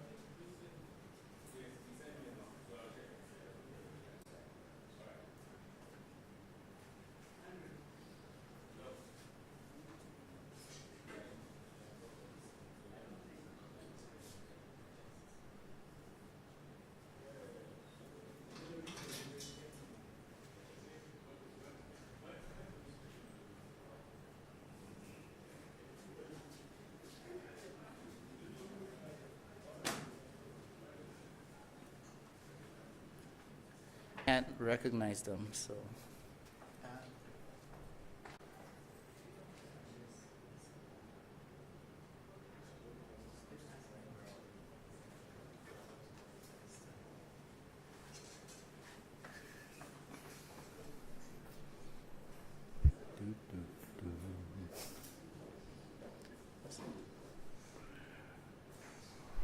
So wait for about 5 more minutes, which will make us 15 minutes behind schedule. But if the chairs for the next session are strict, we'll be able to recover that time.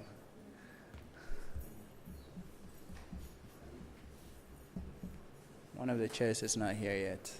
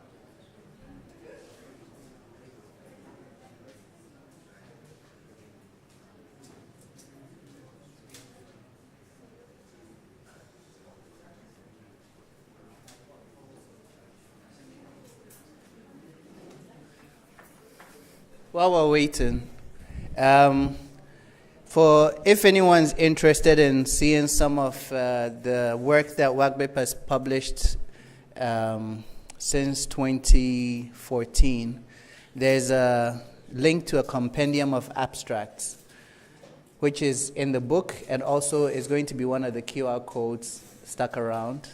And I believe that is all abstracts published in journals with impact factor above 3 since 2014. So that might be something that's interesting to take a gander at.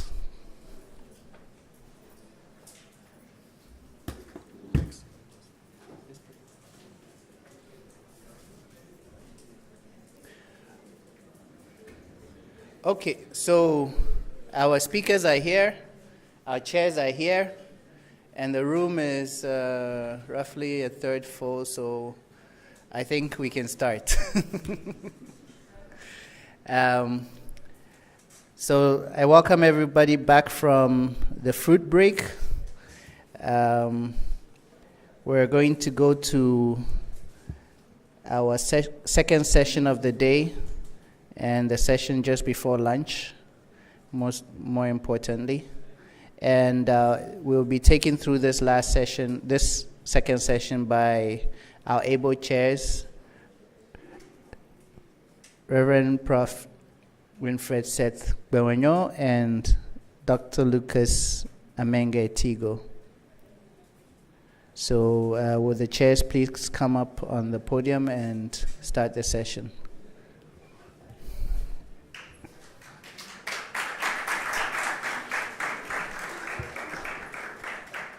And this session would be primarily on human genetics and non-communicable diseases.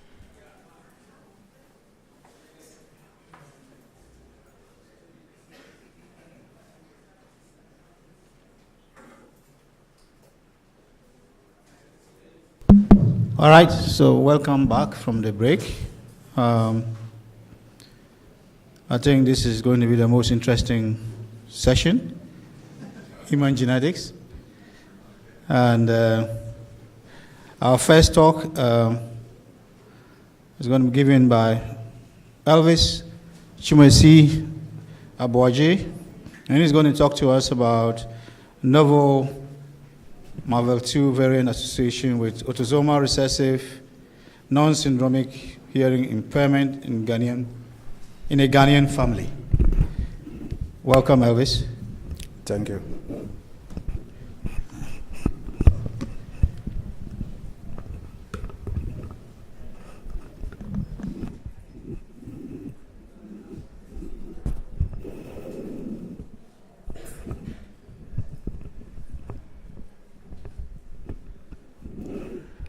Okay, thank you very much. And I thank the organizers for giving me the opportunity to share with you part of my PhD work that I did.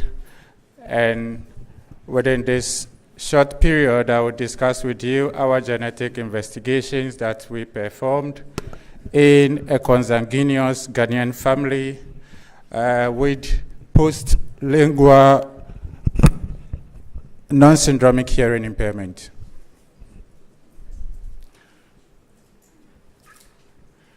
So how does the global picture looks like when it comes to hearing impairment? For the purpose of this talk, I'll be using hearing impairment and hearing loss interchangeably, referring to the same thing or meaning the same thing. So this particular work that was reported in Lancet by the global collaborators of hearing loss as part of the global burden of diseases actually captured the estimate or the prevalence of the condition globally. And from the global figure, we can see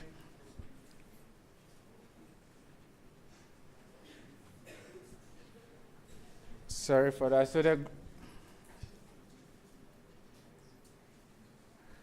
the global figure, we can see the picture of close to, we are now around almost 460 million individuals estimated to have some degree of impairment globally. And when we take a look at the regional figure too, we can also see where Africa lies.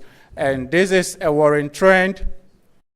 And this figure actually makes hearing loss or hearing impairment the most common sensory defect, with an estimate of about 5% of the global population being affected with this condition. When we look at the etiology of hearing loss, we can categorize them into acquired factors and genetic factors, and my talk is going to concentrate on the genetic work that we did. This is important to note that for the acquired factors, due to improved maternal health care, as well as the availability of vaccines and immunizations, some notable infections that have been linked to the acquired condition has been taken care of, and the number keeps reducing compared to genetic that is picking up. And in advanced countries, we can talk of close to between 40 to 60% being attributed to genetic traits or genetic factors. So the genetic etiology stems from either inheriting germline founder mutations that are well known, well published, well represented, or de novo mutations to be linked to the condition. Although the genetics has been demonstrated as highly diverse with a high genetic and allelic heterogeneity, specific mutations in a particular gene, the most common gene, the cornazine 26, shortly referred to as gap junction beta 2, has mutations in this particular gene that are specific to specific populations. So when we take a look at Europe, for instance, you can point to the fact that the 35-del-G is the most predominant cause of the condition in most cases that has been reported here. You come to Asia, the same gene, you can talk of the 235-del-C mutation. You come to Africa, of our interest in Ghana, we have the R143, that will be a non-synonymous mutation that has been identified as a predominant cause of the condition in Ghana.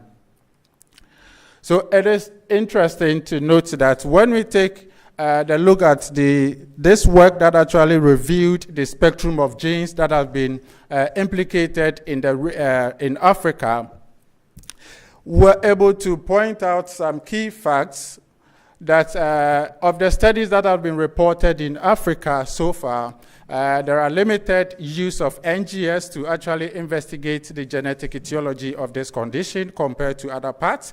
And most African studies actually investigate target genes or known variants that have been reported in other populations and do not move further to actually investigate to get the actual genetic cause in most families. So, however, due to the high genetic diversity in African populations, although there are limited studies from 17 African countries, we can see that of the global figure of 124 genes that have been implicated in non-syndromic hearing loss, 47 of these have been reported in studies that have been conducted in Africa. So from this particular work, the proposals was that we should actually consider using a comprehensive genetic testing, which has a higher chance of providing genetic etiology or identifying the genetic causes of the condition in most families that have been recorded in Africa. Therefore, whole exome sequencing remains the viable option to actually identify after performing targeted variant tests and still the family cause is not, or the cause is not resolved. We recommended using this. So this actually forms the basis of the current study that I'm going to talk about. However, going to the provenance of what has been done in Ghana, as I did mention, the R143 founder mutation dates back as far as 1998 by Brobe et al. That investigated about 11 families and reported that all the affected individuals in this particular family had this founder mutation and implicated or segregating with the phenotype. This was followed up with another study by the same group and in early 2000, and also with a much larger population compared to the 11 families that were investigated, and they also implicated the same founder mutation as accounting for about 16% in the families that were investigated.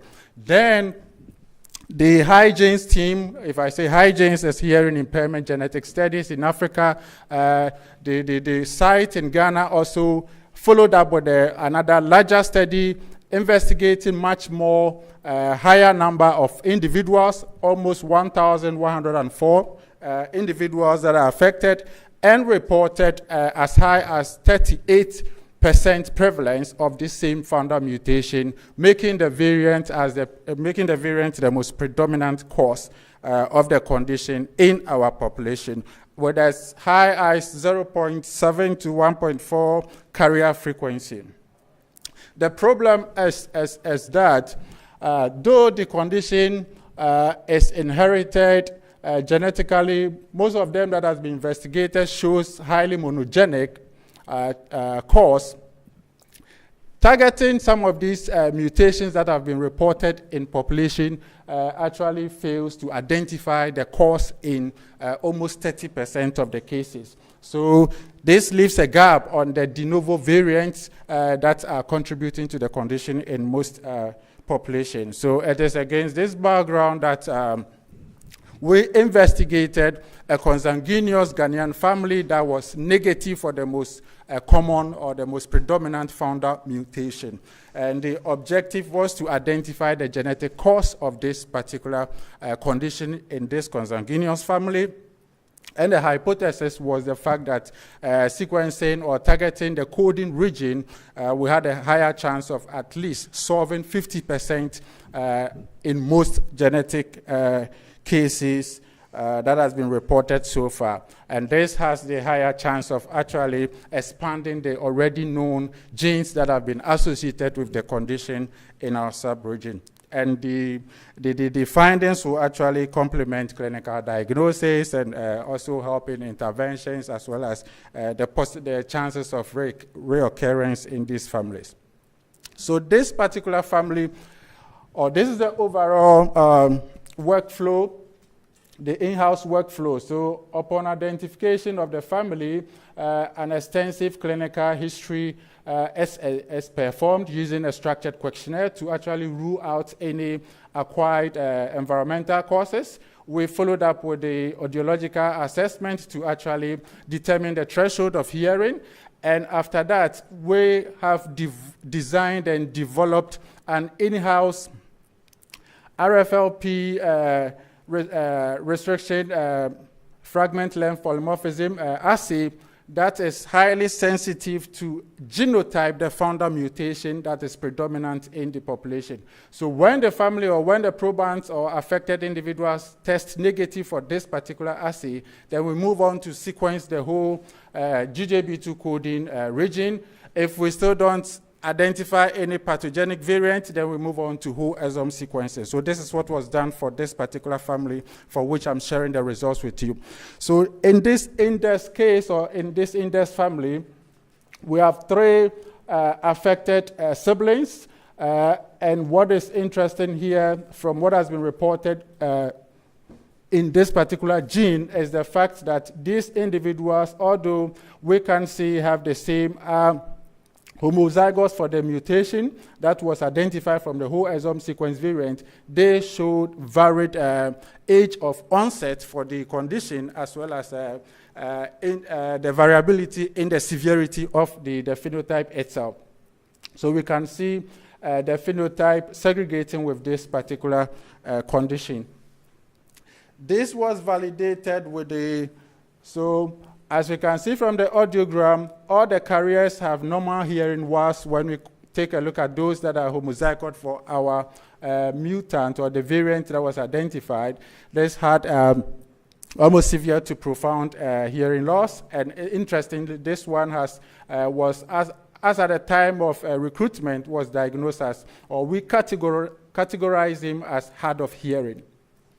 So the Sanger validation was performed to actually validate the whole exome sequence variant. So moving on with the further in silico predictions, the protein structure has already been solved by this group, and we use homology modeling to actually model our mutant protein.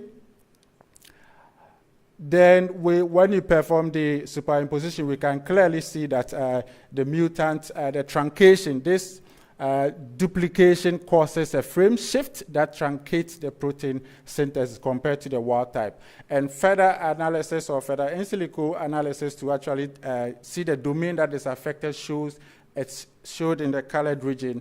So this C-terminal domain, intracellular domain that is vital for the protein localization with other structures is truncated from the structure analysis that were performed. We moved on further to show the conservation of the amino acid that was changed due to the frame shift mutation. Then also further showed that this truncation actually results in truncating close to 100 conserved residues that forms part of this occluding protein domain, as well as the RNA2 polymerase elongation factor, which is vital for the localization of this protein in tight junctions. So we moved on further to screen individuals that are normal hearing controls, about 46, making sure that we have ethnic representation, and they were all negative for this founder mutation.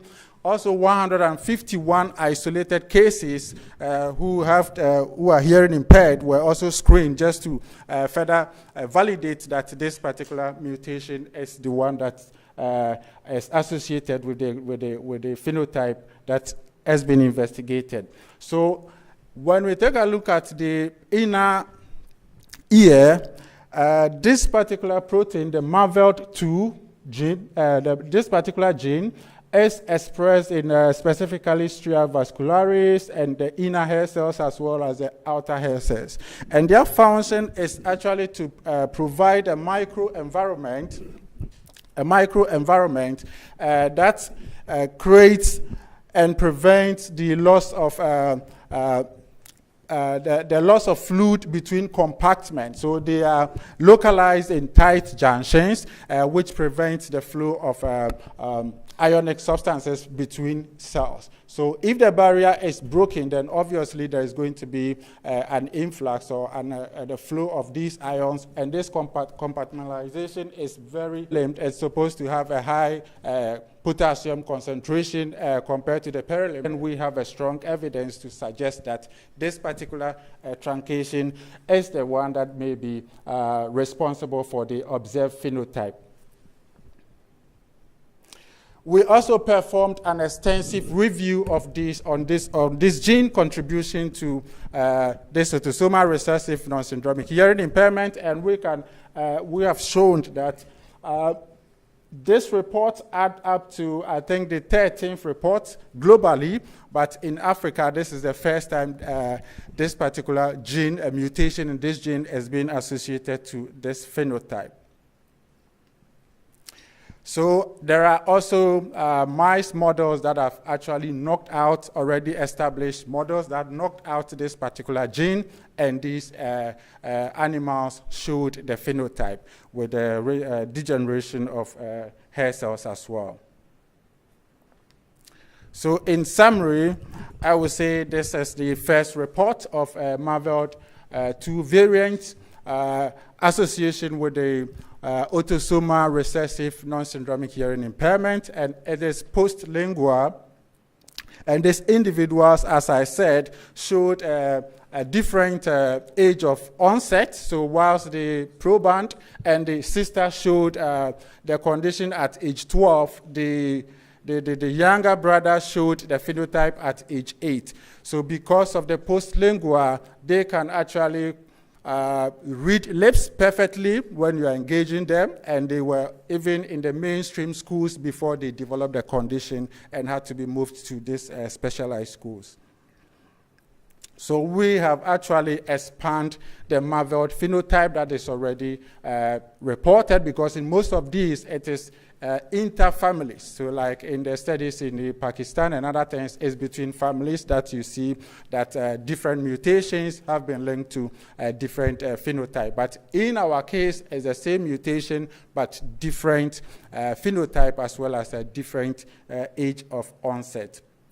So we are looking forward for functional studies that have already been actually started using cell-based assays to use mammalian construct that will have the full length of the protein, the gene, with our mutation created to actually investigate the expression, and also use co-immunoprecipitation assays to actually see whether any interaction that, any complex that the protein is involved in the tight junction formation, as well as the cytoarchitecture of these tight junctions, will be further investigated to validate our pathogenicity. and also the report of this same mutation in any other, we are monitoring, the report of this same mutation in any other family worldwide may further validate that this particular non-syndromic, this particular duplication that results in truncation is the variant that is associated with the phenotype. I will end by saying I'm grateful to my supervisors as well as other authors on this particular work, which is yet to be published. First to Prof. Gordon Awandari for the opportunity, founding director of WACCBIP, and my able supervisor, Dr. Lucas Amenga Etego, and also Prof. Ambrose Wonkam, who is now previously at University of Cape Town, but now has moved to the Johns Hopkins. Special thanks to Dr. Samuel Morley Adade, a colleague who has also moved on the project, and to the family that's actually consented to this study to allow themselves to be investigated, and thanks for your attention. I'll be more than happy to answer any question if you have any question. Thank you.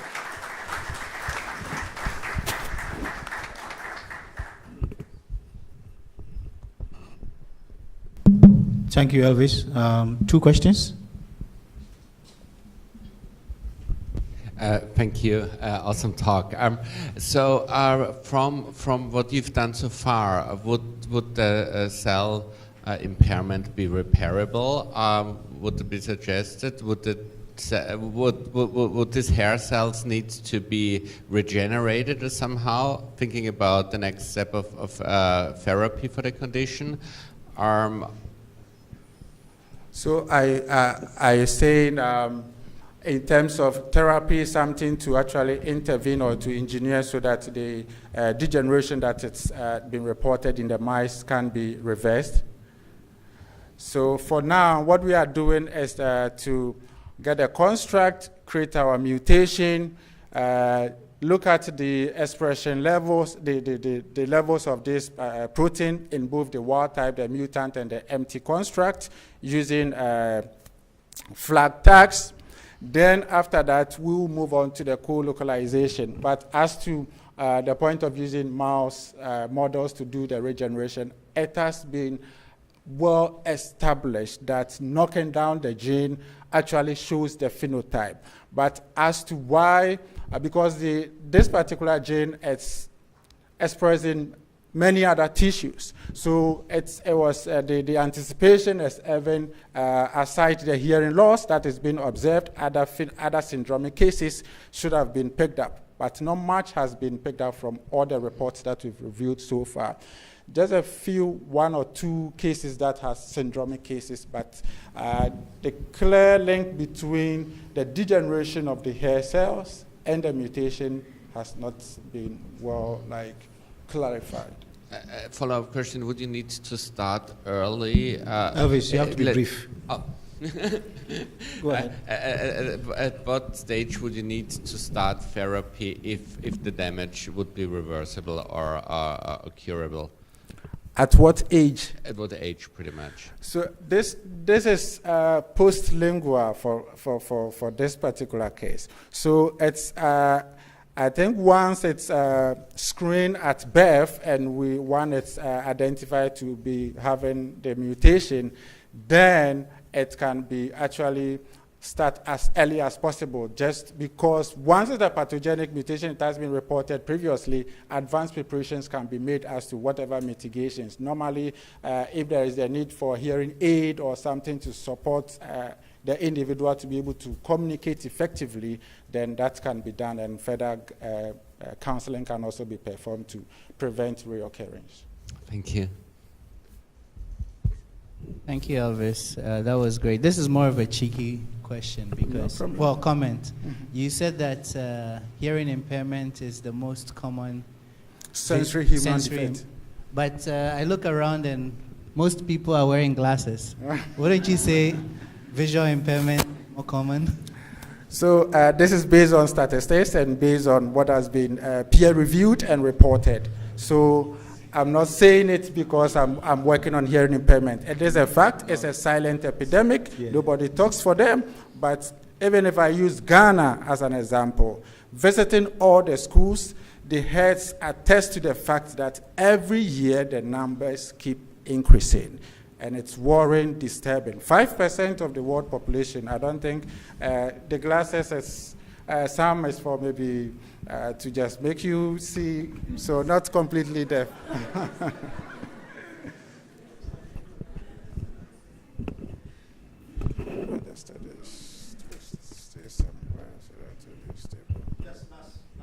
Question. Khalil.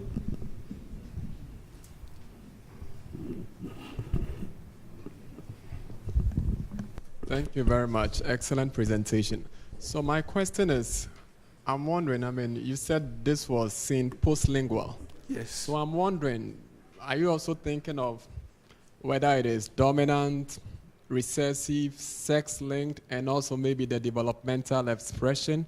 And you said this is also affecting maybe other conditions. I mean, are there studies to maybe link so that, for example, if someone should develop this, let's say, prelingual, well, that means that, for example, you are losing both the auditory, I mean, both the language, speech parts. I mean, because this is quite a serious condition, depending on, I think, when you pick it up.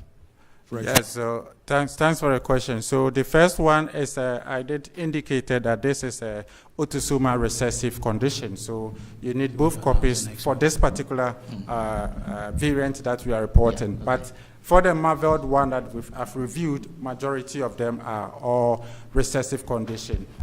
And also the age of onset, if it's prelingual, then it means the individual definitely will not, you only should be able to acquire language before you can now reproduce. So if you are not able to acquire anything, that is where we have now cochlear implant. It's been started at Kolebu, for instance. So if there is a history, that's the point. If there is a history of the condition in the family, or there is a risk, then once the child fails the newborn screen, the early newborn screening, then it has to be moved on further to perform any genetic investigation to see whether there is anything that can be done to alleviate or help the individual before the condition even manifests.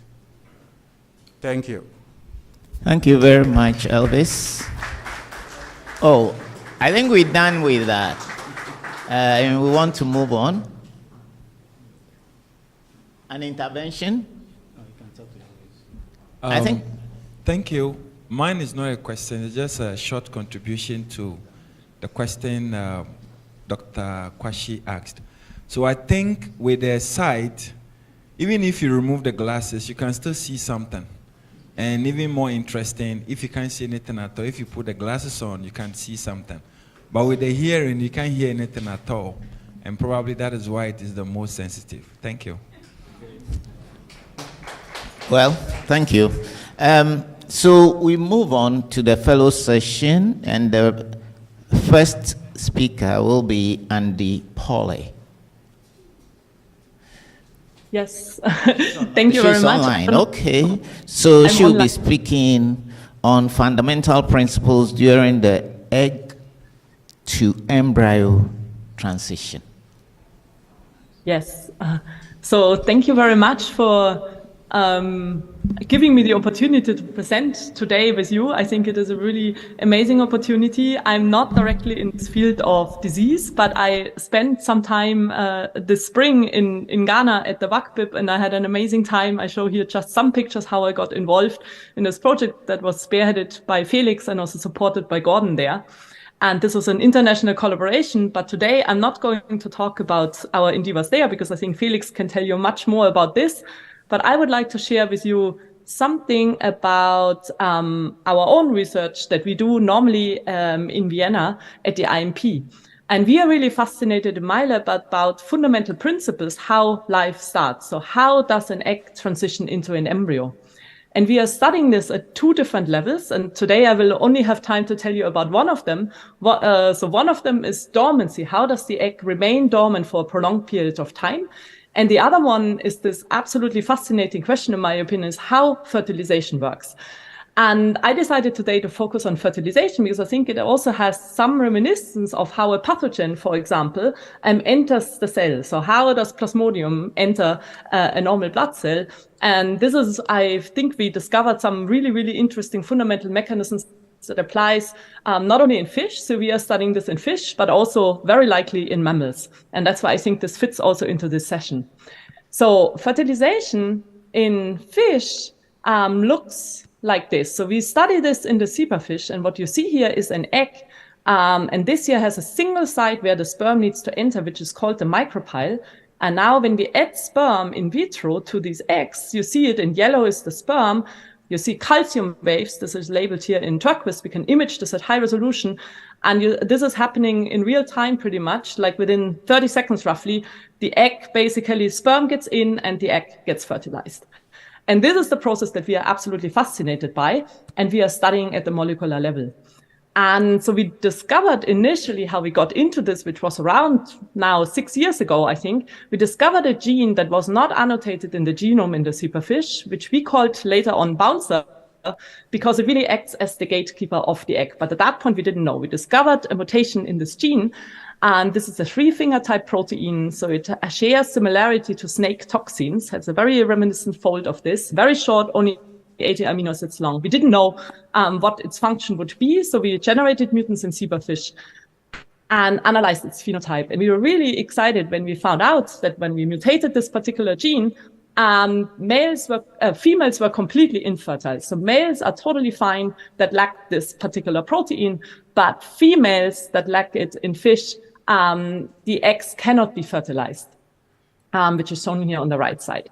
And so this discovered a first factor. We didn't know any other factor in fish that is required for fertilization. So we had this little protein that we called bouncer on the side of the egg.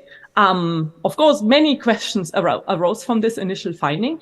And one of them was also whether bouncer may not only be required for the sperm to enter the egg, because this is what we showed, but maybe it could also do something for species specificity. So sperm-egg interaction is a species-specific process. You need to have two cells that are very different, sperm and egg, to interact in a very specific manner. And bouncer, interestingly enough, is not very conserved in different fish. So we reasoned that there was a possibility that they may potentially also be required for species specificity. So we turned to two very divergent, evolutionary divergent fish, which is zebrafish on the one hand and Medaka on the other hand. They are 150 million years evolutionary apart, and they cannot normally cross-fertilize. So meaning when you mix zebrafish and Medaka sperm and eggs in vitro, there is no possibility of cross-fertilization. However, given that we knew bouncer in zebrafish is absolutely essential, we came up with this somewhat crazy idea to ask whether if we now swap this one protein, the bouncer protein, on the surface of the zebrafish egg and replace it for the one from Medaka, would that potentially be sufficient to allow Medaka sperm to enter the zebrafish egg that can normally not enter? And so Krista in my lab, she decided to take on this project and tested this. And I'm showing you here the results. So in normal fertilization, you have zebrafish bouncer on the zebrafish egg, and zebrafish sperm can fertilize. If you try to fertilize the zebrafish eggs with Medaka sperm, nothing happens. So they are completely sterile. If you have no bouncer present, as I also already mentioned, there's no fertilization. And we were absolutely stunned when we realized purely switching this one little 80 amino acid protein allows other now Medaka sperm to enter the zebrafish egg, and zebrafish sperm can no longer enter. So these embryos are hybrid embryos. They have half of the genome is now zebrafish, half of the genome is Medaka, and they even develop. They don't develop very far, but on the right side you see these Medaka zebrafish hybrid embryos. They do undergo zygotic genome activation, so they start expressing both zebrafish genes and Medaka genes. So for the purpose of this talk, I'm not going to focus more on the transcription regulation there, which is also something that is very interesting. But what it really told us, this very, in principle, simple experiment told us that bouncer is absolutely essential for fertilization, and it acts as the gatekeeper of the egg. And that's also why we called it bouncer, at least in the case of zebrafish and Medaka. So this was already some time ago that we had discovered this, and we of course since been wondering, can we find out more about the mechanism of fertilization? We knew now one protein that was essential for this process. What about the machinery that might be there? So from the experiments that I showed you so far, we really had only this picture. This was roughly 2018 for us, where we knew bouncer is on the side of the egg, and there was a huge question mark, what other molecules might be required? This particular experiment that I told you about, where we swapped bouncer between zebrafish and medaka, told us already or implied that there must be species-specific molecules on the side of the egg, because there must be something that bouncer interacts with in order for the recognition to happen properly. So we're really curious to find out what this mechanism may be. And that is exactly what I say here. What is bouncer's interaction partner on sperm? So we looked in the literature. So what is known in the literature about fertilization in vertebrates? And zebrafish is a vertebrate organism, so similar to us. But in mammals, fertilization has been already studied much more. So in mammals, there are by now a number of molecules that are known that are individually all essential for fertilization, meaning knockouts in mouse have shown when you knock out each one of these, you get complete sterility in mice. So over the past 5 years, roughly, we have spent quite some time in trying to figure out whether some of these molecules that were known in mammals may also be conserved in fish. And indeed, we identified 4 of those, or 5 actually, DCSD1 and DCSD2 are 2 proteins. These are paralogs. They are conserved between fish and mammals, and they are also absolutely essential in fish, meaning knockouts in zebrafish, in this case, causes male sterility if you knock out, for example, SPACA6 or ISUMO1. But is this the whole picture? Are there potentially other pieces in the puzzle that we haven't yet identified? And very recently, we haven't published this yet, but this is something that we will post very soon. We identified a new factor, which is a protein that is known, TMEM81, has never been implicated in fertilization before, but we discovered that this factor is also required for fertilization, both in zebrafish and in mammals. So we generated also knockouts with collaborators in Japan, and both in mammals and in fish, you get complete sterility from the side of the male. So this was interesting. We have now a new factor, but what does it tell us? It still doesn't tell us how fertilization works. We have all these individual factors. Each one of them appears to be required. And we were curious, could they come together potentially to mediate this process of fertilization? Because it didn't make sense to us that you have all these individual factors. And there we turned to a screen. So this is now all unpublished work that I'm showing to you. So we wondered whether we could use these new tools that came out last year in summer, where you can use structural prediction using AlphaFold. Computationally, it folds proteins based on sequence alignments and homology to ask whether any of these known factors that we now know, SPACA6, ISUMO, TMEM81, and DCSD1, would potentially interact with each other based on their structural fold and could potentially come together to form a complex that may mediate fertilization. So we did this we screened these computation in silico, these 5 factors against all transmembrane proteins that we knew of. We had done proteomics, and we knew which genes are expressed, which proteins are expressed there, against all testis-expressed membrane and secreted proteins, and asked, do we get any interactions there? And this was a huge surprise to us, the result from this. So one of the top predicted interactors was ISUMO, a known factor in fertilization, and TMEM81. And not even that also was predicted to interact with SPACA6. So what we end up with is, in fact, it's shown here on the left side, it is a trimer. So these 3 proteins are predicted to come together in zebrafish, but not only in zebrafish. Also, we have the same predictions for mammals to form a trimer. On the left here, you see the structure. So the transmembrane helices are really going in the right orientation. AlphaFold doesn't know that these should be aligned in that way, but they do are predicted to form a complex. And we have now also already some preliminary data that suggests we can really detect this in vivo as well. We have evidence that they do interact in vivo.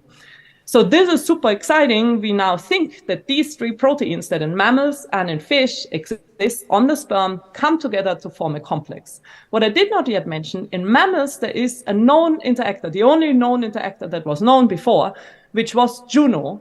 And Juno is known to bind. There has been crystal structures. This has been already studied in great detail. Is known to bind to ISUMO. So with our AlphaFold predictions, we could now predict that this interaction is actually compatible with trimer formation. So meaning the trimer can in mammals dock to the surface of the egg while interacting with Juno. But what about fish?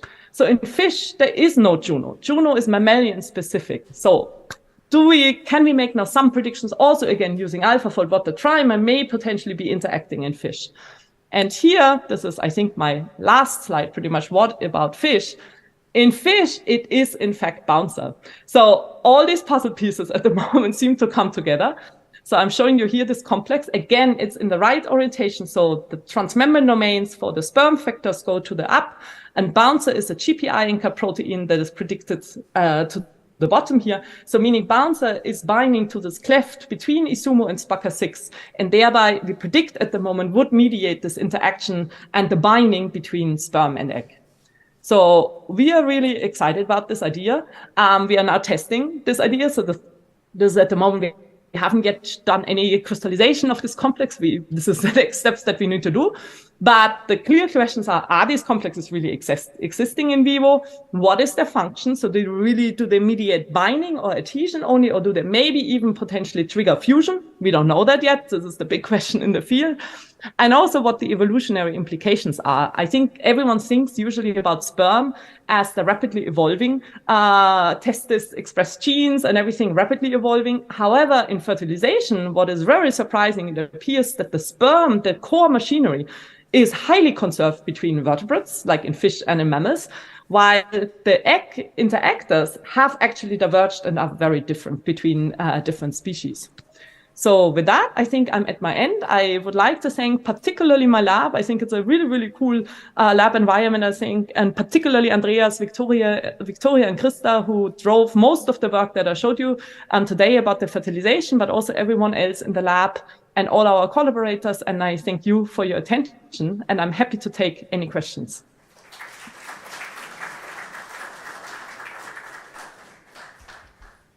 Thanks very much, Andrea. And the floor is open for any questions or comments that we may have. Are there any in here?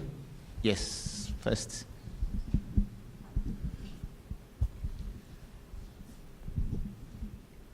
Can you hear me?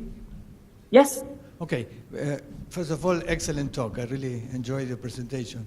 I wonder if you're thinking of exchanging Juno, I think, no? It's called Bouncer, and do some kind of science fiction type of fertilization between a mammal. Excellent question. So we've already started trying that. So Andreas in my lab, he has tried, given that we now think that Bouncer may be the equivalent for Juno, we have been trying now to express human Juno on the zebrafish egg and also human Isumo on the sperm, on the zebrafish sperm, because they will not be compatible with each other. So the zebrafish Isumo will not be compatible with the human Juno, but we reasoned that maybe putting both in from human may potentially work. So we don't yet know.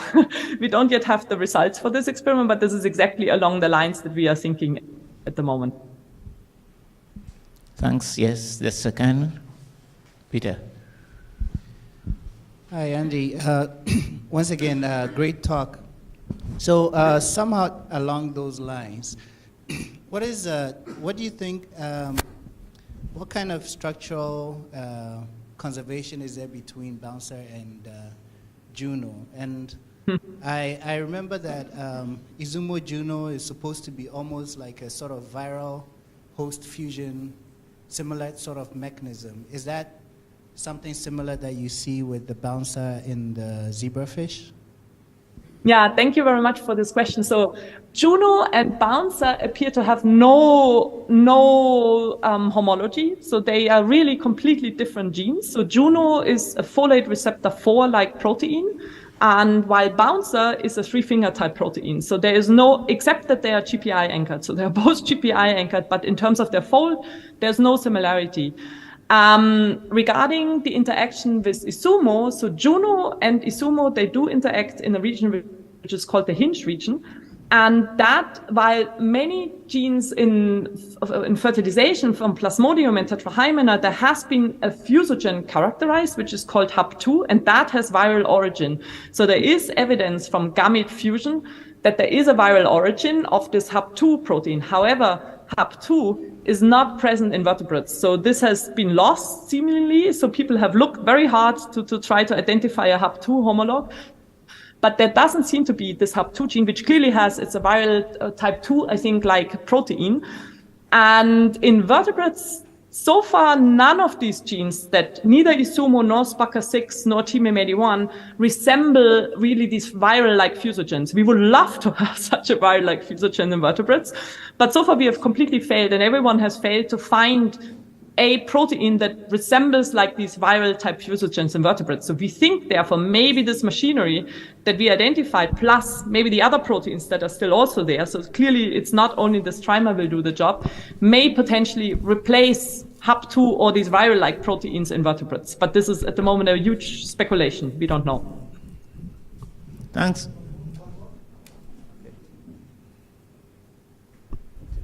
Actually, I was thinking about that, and you brought this idea even more. How the process occurs in terms of what happens to the membrane, because it's a GPI anchor protein, and it's a single protein with a complex, right? Or you expect some kind of additional proteins making a larger complex, because I can see how the membrane can be invaginated and allow the. I completely agree. So we, at the moment, we also can't imagine how this complex like bouncer with GPI anchored and the 3 transmembrane proteins on the other side, how this alone can trigger fusion. So normally it is from the fusion field, snare proteins can trigger fusions, and they're all transmembrane anchored proteins. So they all have a transmembrane domain. So meaning, according to knowledge in the literature and everything, bouncer or Juno cannot be the anchor sites on the egg that would be able to retain this force to bring these two membranes together to really open them, that this hemifusion pore and everything can form. So my prediction would be that this is probably a first step in the recognition, and bringing these membranes in really close proximity, and that may potentially, maybe one of these trimer members or another protein that is close by could potentially be inserted into the membrane, and that may potentially then trigger fusion. So the trimer alone, or this tetramer with bouncer or Juno on the other side, I don't think, we have at the moment also no evidence that this is fusogenic on its own. So we are doing these experiments, but right now, my prediction is that the GPI anchored protein will not be sufficient to trigger fusion. Thank you, Prof. Lasby. I think for the last. Yes, thank you. Let me just join the chorus of a very interesting presentation. My question is a super naive one and possibly stupid. Well, you found no Juno in the zebrafish, but is there a bouncer homolog in mammals? Or has anybody looked for that? There is a bouncer homolog in mammals. I completely skipped that. And we have even published, so we did this work already when we identified bouncer. So in mammals, super interesting, in mammals, the bouncer homolog is expressed exclusively on the sperm. So it's not in the egg. So bouncer is expressed in the egg in all species with external fertilization, all vertebrates, in xenopus and in all fish. But reptiles and mammals have the bouncer homolog on the sperm, which made us super puzzled. So it's exclusively expressed in testis. We knocked it out in mouse, and it is in mammals. It's called SPACA4, sperm acrosome associated protein 4. And there it's not required for sperm egg membrane interaction, but it is actually required for the process of fertilization. But there it is needed to penetrate and bind to the zona pellucida. So it's the earlier step where it is needed, and probably it even has a different mechanism there. So we predicted whether SPACA4 would bind to the mammalian trimer, even though that would be in cis, because they are both expressed on the sperm, and it doesn't. So AlphaFold does not predict an interaction between SPACA4 and the trimer. Thank you very much, Andrea. I'm sure we would have loved to hear more about this study. We'll move on to Sheila. So Sheila Santa will be presenting on site-specific adaptations that underlie HPV 18's oncogenic role in multiple cancers. So you have 10 minutes. All right, thank you. Good morning. Thank you for the opportunity to present at this conference. So my talk is going to be on the determination of human papillomavirus virulence diversity in cervical and nasopharyngeal cancers. So cancer is still one of the leading causes of death globally. And about 20% of all cancers are caused by infectious pathogens. And cervical and nasopharyngeal cancers, or cervical and head and neck cancers, are two of the commonest pathogen-associated cancers. And the human papillomavirus has been implicated in about 99% of all cervical cancers and about 70% of nasopharyngeal cancers.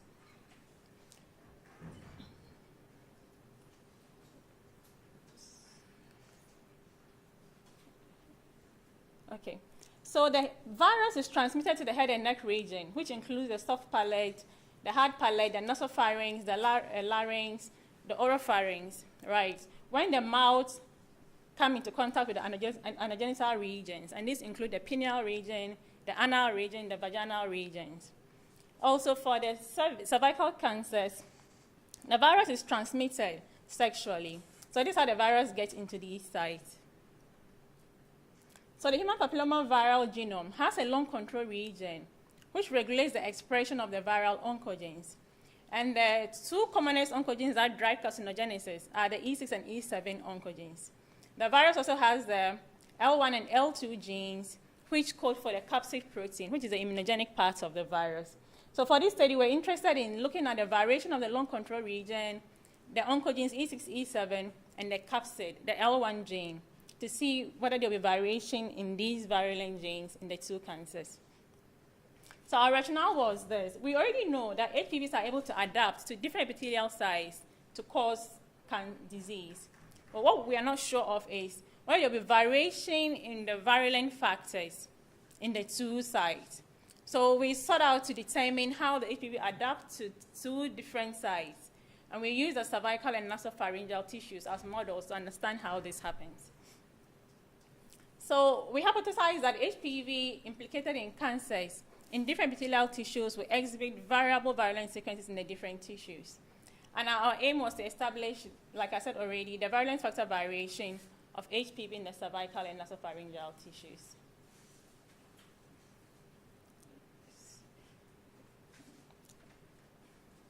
Okay. So to commence the study, we obtained ethical clearance from the Ethics and Review Committee of the College of Basic and Applied Sciences. And the design was a cross-sectional design. And our study size was a facility of pathology without borders. And for our samples, all FFP, formalin fixed paraffin embedded tissues that were no more than 3-year-old were considered for the study. And also looked at suspected cervical and nasopharyngeal cancer tissues. Our exclusion criteria was non-cervical and nasopharyngeal tissues and tissues that were more than 3 years old. So to obtain our samples, first of all, we retrieved the pathology numbers of samples that had been received at the facility that were suspected of cervical and nasopharyngeal cancer. And we retrieved samples between the period of 2019 to 2021. So when we got the pathology numbers, we used the numbers to retrieve the tissue blocks from the tissue bank of the facility. And the blocks were sectioned onto slides, and the hematoxylin and eosin staining carried out to confirm the presence of cancer. So the A here shows a normal epithelium. After hematoxylin and eosin staining, A shows a normal epithelium, and the B is a cancer epithelium showing keratin pearls in it. And the C is a cancer epithelium with lymphocytes infiltrate. So after the H and E staining, in all 403 formalin fixed paraffin tissues were obtained. And out of these, 279 were nasopharyngeal tissues. 124 were cervical tissues. After our hematoxylin and eosin staining, 48 of the nasopharyngeal tissues were cancer positive, and 51 of the cervical tissues were cancer positive.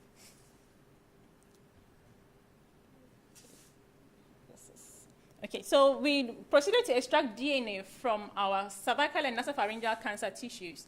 So we used a Zymo Reasearch FFPE DNA extraction kit, and we followed the protocol to extract the DNA.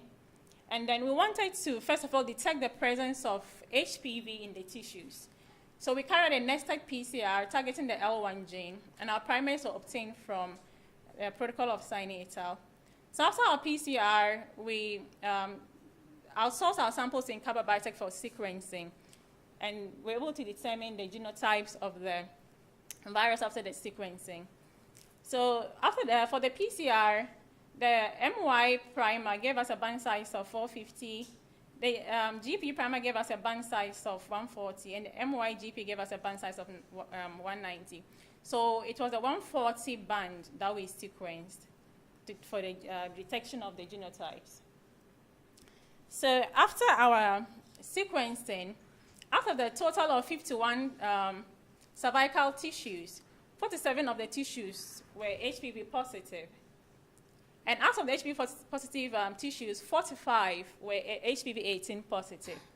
For the nasopharyngeal tissues, out of the 48, 37 of the tissues were HPV positive, and 35 of them were HPV 18 positive. And for the cervicals, we got 1 HPV 16 and 1 HPV 6, and for the nasopharyngeal, we got 2 HPV 6. So from this, HPV 18 was a predominant HPV genotype. To look at the lung control region, we wanted to see whether there will be variation in the lung control region in the two cancers. So we carried out PCR again using the nested protocol. But this time, our primaries were from Ewa et al. And then after the PCR, we outsourced some amplicons.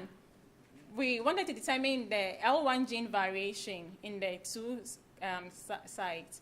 So we obtained reference strains from NCBI, and almost all the reference strains were from the cervix, and we got only one from the sperm.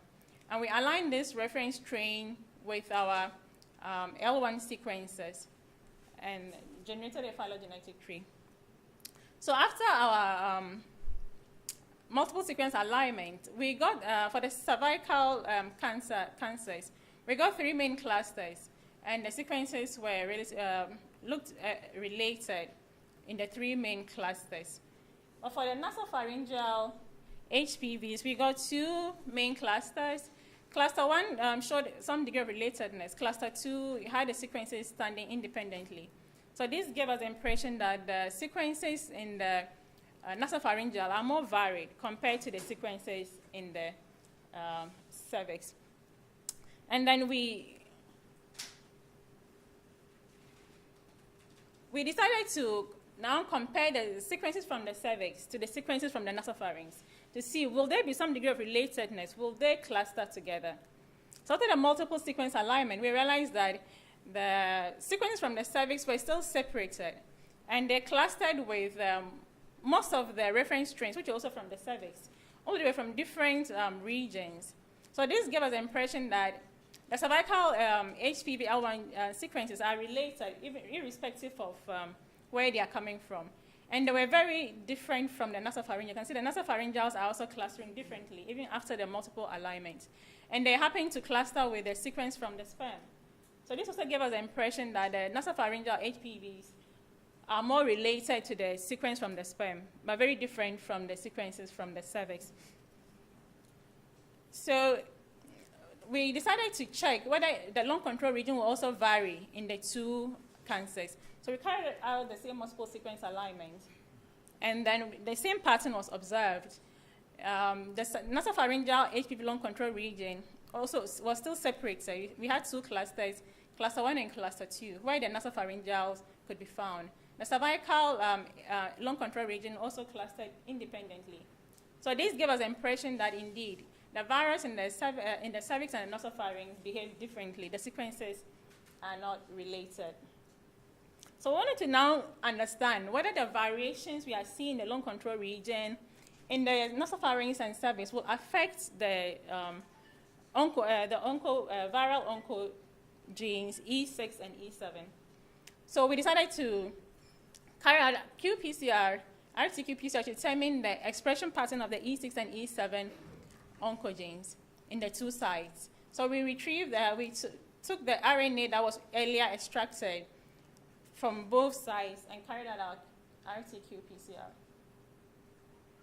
And from our results, the non-cancer tissues, for the nasopharyngeal, the E6 was highly expressed in the cancer tissues compared to the non-cancer tissues. For the cervical as well, the same pattern was observed. There was a high expression in the cervical tissues, cervical cancer tissues compared to the non-cancer tissues. When we compared the two, the cervical and nasopharyngeal cancer tissues, we observed the higher expression of the E6 in the cervical tissues compared to the nasopharyngeal tissues.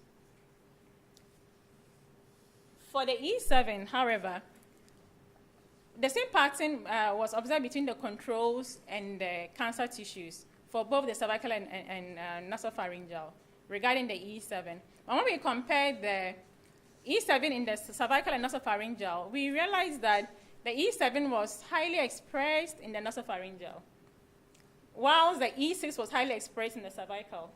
So that was interesting to note because the two oncogenes use different pathways to initiate cancer. So that made us understand that probably different pathways may be used by the virus to initiate cancer in the two different sites. So in summary, HPV-18 was the predominant HPV type that we found in our samples, and the L1 sequences were very similar in the cervical group compared to the nasopharyngeal group. The lung control region was also similar in the cervical group compared to the nasopharyngeal group. And we observed the higher fold change of the E6 expression in the cervical tissues. And likewise, we saw a higher fold change of the E7 in the nasopharyngeal cancer tissues. So the implication of this result is that in our samples, about 77% of the nasopharyngeal tissues were HPV positive, and that is quite alarming, and means that we may need some interventions to control HPV infection in the head and neck region. Also, our results also showed us that the adaptation of the virus to the nasopharyngeal, the virus has a strong adaptation to the nasopharyngeal region and may have implication on therapeutic vaccines or therapies that may be developed. So I'd like to thank WACCBIP for the funding, my supervisors, my collaborators, CRELAB members, and all other collaborators. Thank you. Thank you to Sheila for this presentation. Now we want to take 2 minutes. We have 2 minutes for questions. So one from behind. Thank you. Sheila, that was brilliant work, but I have some questions.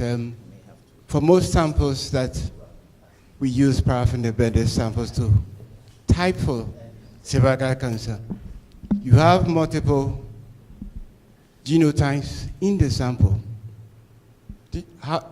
I just want to know, how did you account for the fact that the samples you did were not just HPV-18, but there were other genotypes within them? The second is the E6 and E7 region that integrates into the mucosal lining leading to the cancer process. So why did you use L1, not the E6 and E7 region, which has been established by previous work? Thank you. So for our samples, after the PCR and sequencing, we didn't have multiple genotypes in the samples. So almost all the samples had single infections of the HPV. And to the second question, the E6, E7 are the oncoproteins, right? They're drive carcinogenesis. But the L1 is the immunogenic part of the virus. So if you're interested in therapeutic vaccines, you should be interested in understanding how the L1 region is behaving in the two different sites. So that's how come we looked at the variation of the L1, because that's the immunogenic part of the virus. Thank you. We'll take one more. Yes, please. Thanks for the awesome talk. So what I was wondering, were you thinking about partnering up with groups in the US and repeat the study there, where you have like substantial vaccination rollout and they have phenomenal results? they had their old vaccine. I'm not sure whether it was against HPV-18. I think it might have been, yeah. Now they have this Gardasil 9 vaccine that is against nine virus strains. So there you can actually do a case control group with the vaccinated, unvaccinated population and look how much HPV you find in a cancelled tissue from vaccinated versus unvaccinated. Yeah, I think that's a very great point. Going forward, we would like to collaborate, get samples and see how, from other regions, how the HPV is behaving in the different sites. Thank you. Thank you very much, Sheila. So the next presentation will be from Afolabi Owoloye.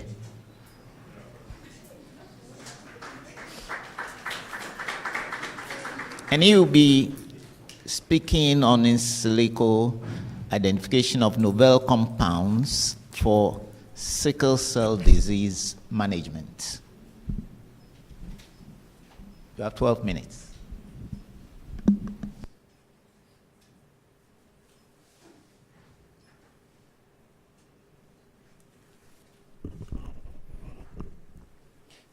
Good afternoon, everyone. My name is Afolabi Owoloye. I'll be presenting on in silico identification of novel compounds for sickle cell disease management.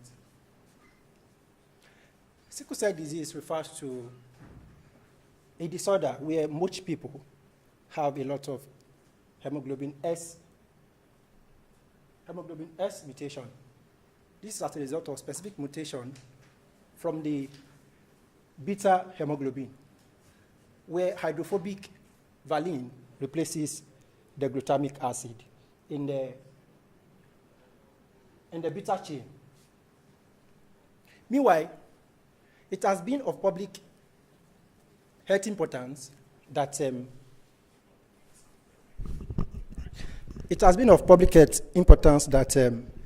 sickle cell in Africa contributes much burden because over 300,000 infants are born with this disorder. So this prompted us to identify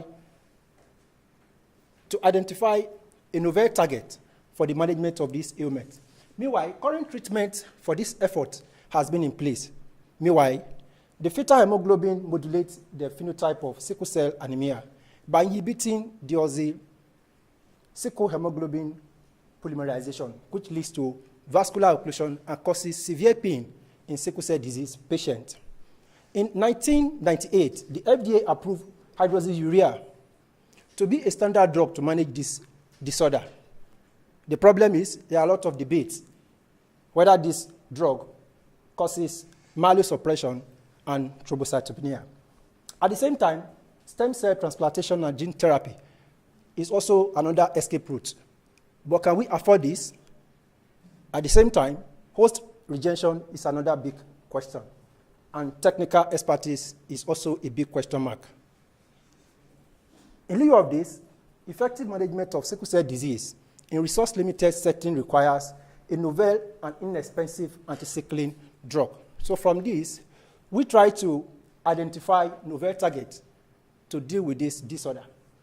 The first protein we came across was adenosine AB2 receptor, which induces 2,3-diphosphoglycerate and reduces hemoglobin affinity for oxygen. Also, phosphodiesterase 9A.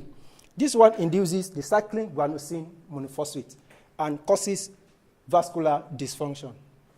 And lastly, the human heme-regulated inhibitor, also known as eukaryotic translation inhibition factor 2 alpha kinase 1.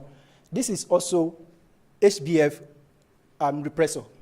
The inhibition of this gene has been shown to regulate HbF in sickle cell disease patients. So the first two proteins were downloaded from Protein Data Bank, the S-tray crystallography structure, while the third one, which is the HRI gene, has no S-tray crystallography structure. Rather, we retrieved this from alpha food. Preparing the protein using Menstrual Slogingia 2021, We assign charges and we remove water molecule. At the same time, we added hydrogen to heavy atom. And our root mean square deviation was set to be 0.2 Armstrong, and the proteins were optimized. The binding site and grid generation. The protein we retrieved from the protein data bank came with a cognate crystallized ligand. With this, the binding site has been predicted. Meanwhile, the protein retrieved from the alpha fold has no co-crystallized ligand. We rather use sitemap 2 on Mestro 2021 to predict the active binding site. Also, we generated a receptor grid to accommodate the ligands in the protein structure. We ran in silico protein ligand docking on the library we generated. We took up to about 2,200 phytochemicals from 17 plants that have been reported to have anticycline agents were retrieved from PubChem rather, and we generated our library. Our library was run against the proteins that we identified.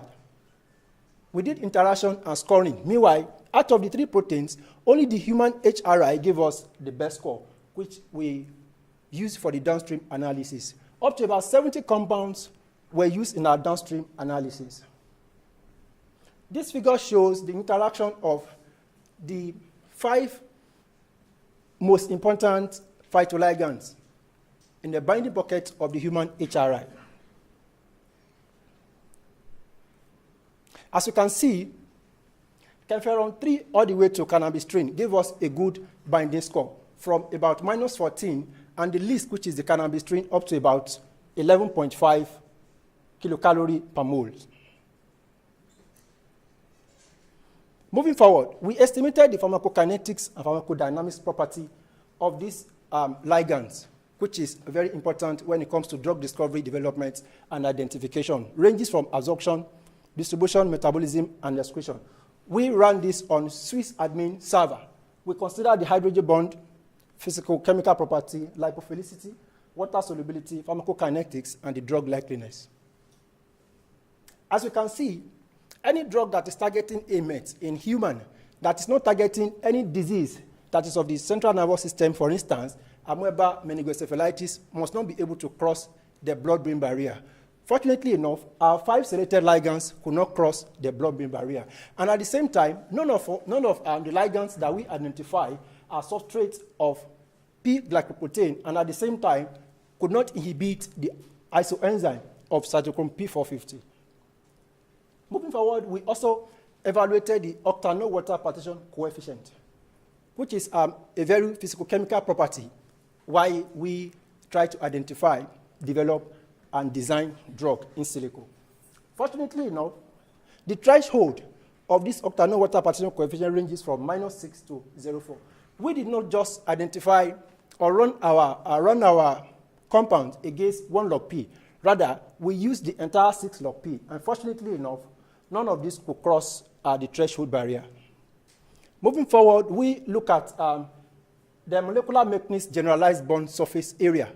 This one predicts the binding affinity and the free binding energy of the compounds against the protein in question. As we can see, this is to eliminate false positive docking results. Fortunately, all our compounds gave a good MMGBSA score of more than 50 MMGBSA score. We also try to validate our compounds using the Kembo validation.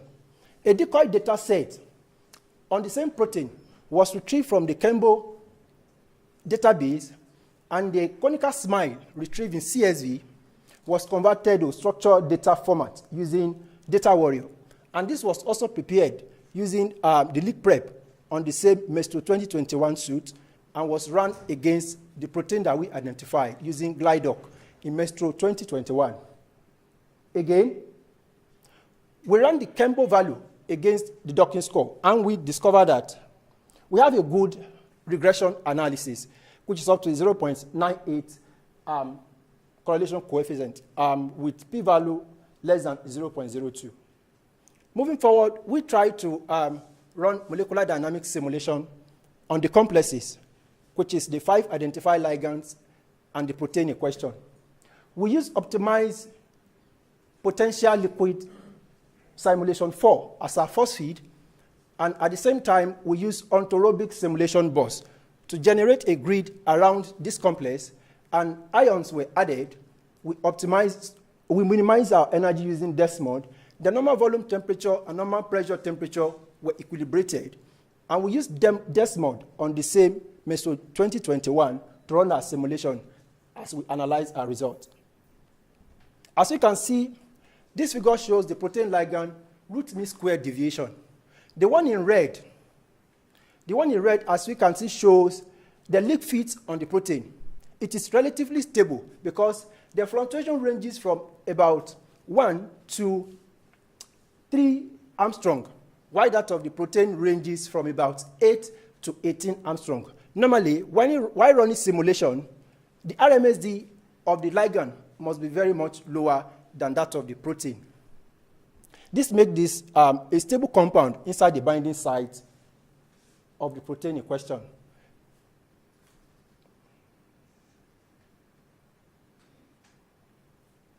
Sorry, this one shows the interaction of the compounds bound to active inhibitory site of the human eukaryotic translation inhibition factor 2 alpha kinase 1.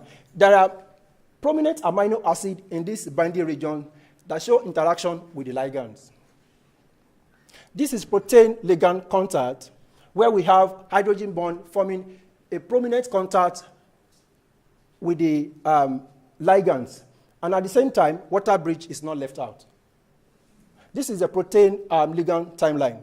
Throughout the course of the simulation, which we ran in about 50 nanoseconds, the prominent amino acid that shows interaction in the 2D ligand complex that I showed earlier, they ran through from 0 to about 48 nanoseconds throughout the simulation. In conclusion, the human eukaryotic translation initiation factor 2 alpha kinase 1 show a tremendous protein ligand interaction with the tested compounds. Also, all 5 compounds show good pharmacokinetics and pharmacodynamics property, of which none of the compounds violate the Lipinski rule of 5 and the Egan's rule. The RMSD and RMSF result of this gene has a great deal of flexibility to accommodate the ligand and at the binding pocket of the protein. The future work.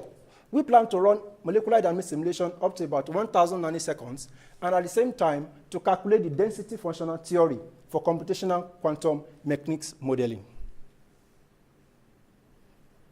I would like to appreciate Dr. Kolapo Yebola, the founder and the PI of WACCBIP, also all the lab member of the laboratory, and the person of Wali as well is acknowledged. We perform gratitude to our funders, NIH, Gates Foundation, EDCP, NIMA, and AAS. Thanks for listening. Okay, thanks very much, Paula B. We have enough time for 3. Okay, Dr. Kwashi. Okay, this time you allow me to ask. This is just a quick question. You showed, good talk, by the way. You showed a list of, well, you did the 2D rendering of the interactions. So of those interactions that you see in the docking, do they make sense in terms of literature? I didn't get that. The interactions, the residues that are interacting with your ligands, do they make sense in terms of the type of interactions you're seeing and maybe the strength of any mutations, the impact of any mutations to those residues in literature? All right. Thank you for the question, sir. For instance, the protein we retrieve from the alpha fold has no binding site because it is a computer structure model, unlike the one we retrieve from the protein data bank, which is the RCSB. While running crystallography with a particular protein, it comes with a co-crystallized ligand, which is binding to the active site of the protein.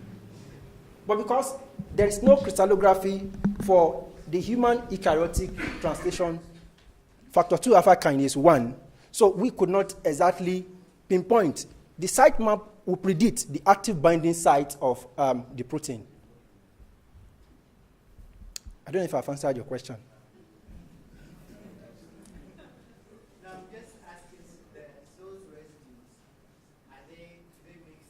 Yes, of course. Because those are the residues that we found in the docking. At the same time, the same residue form interaction in the course of the molecular dynamics simulation. Yeah. Yeah, that's a good talk. I can Next. see you have... We have a gentleman here. Oh, okay, Yes. that's right. Yeah. So you did a lot of in silico simulations, and I think you're very convinced that this ligand and protein actually are interacting. Are you considering doing any in vitro work where you actually prove direct interactions? All right. In that, there are two phases in the project, which we try to complete the in silico work. We already obtained up to about 500 samples from sickle cell patients for the in vitro analysis. Yeah, so what I mean, so basically you can just put some a tag to, let's say, one of your molecules. You can do, then you can incubate it with a pure protein or even a lysate, and you can do some affinity purifications. Yes. And see if you can detect, you know. Yes, I quite understand that, but at the same time, this molecule has to be synthesized eventually. So we are still running a computational modeling to predict, which will give us a direction where we are going to point the in vitro assay.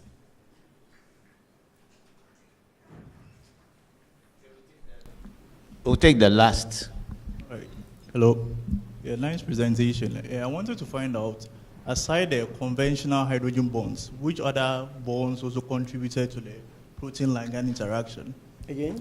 Aside the conventional hydrogen bonds, which other bonds were formed between the interaction, the protein and the ligand? Oh, okay.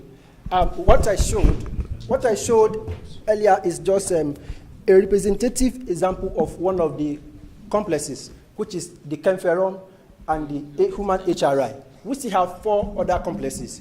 In this, we have the pi-pi bond. The one I showed earlier showed just hydrogen bond, water molecule, and ionic bond. So in some other complexes, we have pi-pi bond and the rest of bond. Meanwhile, hydrogen bond is a good covalent bond when it comes to this kind of interaction.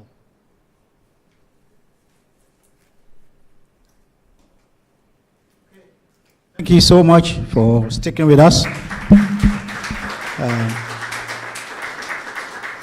We now hand over to Dr. Peter Kwashi for the table talks. Thank you very much. So I'll take this seat now. That's mine. You can have it. So as I announced earlier, we will have the turbo talks in the sequence that I mentioned them. And then at the end of the turbo talks, I know we're running a few minutes behind schedule. So each turbo talk, you have 2 minutes to present your slide. Theo, they are loaded? Yes. And after that, make sure you mention your poster number so that people can come and see your poster. And then after the turbo talks, we'll have a 5-minute presentation by the Constance to talk about the in vivo facility at Noguchi. So I'll call the first turbo talk. Actually, Theo, you load it, so when it comes, they come. And that's going to be Lucinda. Is Lucinda here?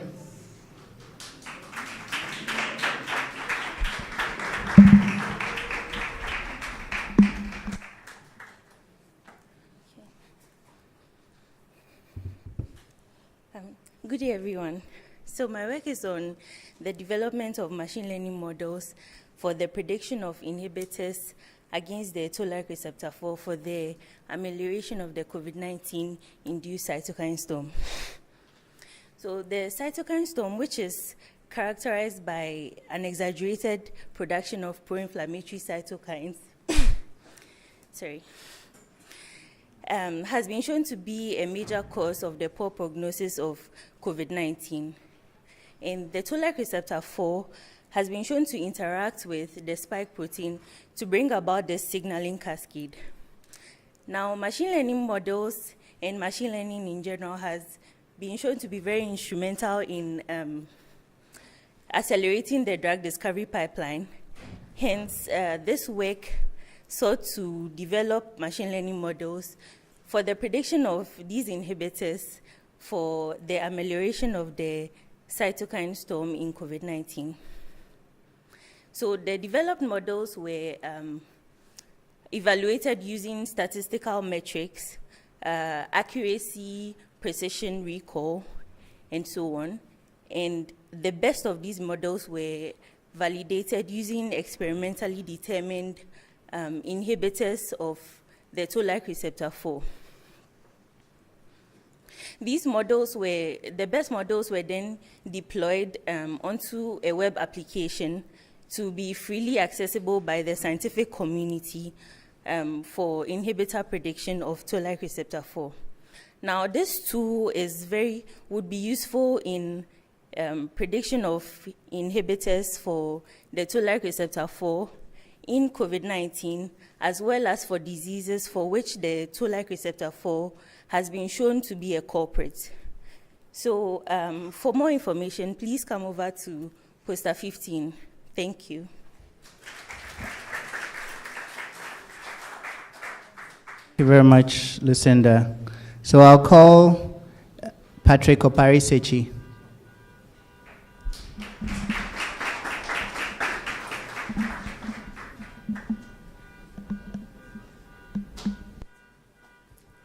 Good day. So visual leishmaniasis is one of the 3 forms of leishmaniasis with an increasing mortality rate. Meanwhile, the available chemotherapeutic options for fighting disease is very small, and then they also face inefficiencies, resistance, and then one target that has not been looked at recently is the steroid methyltransferase, even though vaccine evaluation has been carried out on it. The known inhibitor to this particular target is anazestrol, which has a steroidal core, and it has a potential of interrupting with the cholesterol biosynthesis of the host cell. So here we employed pharmacophore-based virtual screening and then in vitro studies to identify new core structures that can inhibit the steroid methyltransferase.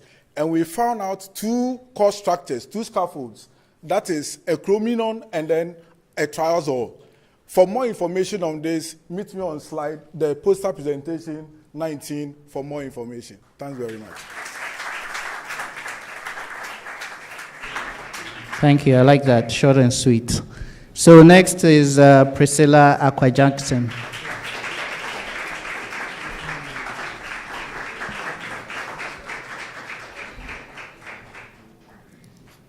Good day, everyone. I'm Priscilla Aqua-Jackson, and I'll be presenting on alpha thalassemia deletions and hemoglobin levels within malaria endemic areas in Ghana. So alpha thalassemia, just like the sickle cell disease, is a red blood cell genetic disorder that affects the production. So for this study, we recruited 1,284 participants where we screened for the deletions, and we were able to So out of these samples, we were able to detect the 3.7 kilobase per deletions, and also for the 4.2 kilobase per deletions, which hasn't been reported on in West Africa. But then for our study, we were able to detect the 4.2 kilobase per deletions in Ghana. So to know more about the study, I would encourage you to pass by poster number 21. Thank you. Thank you. Next, we have Beauty Shali.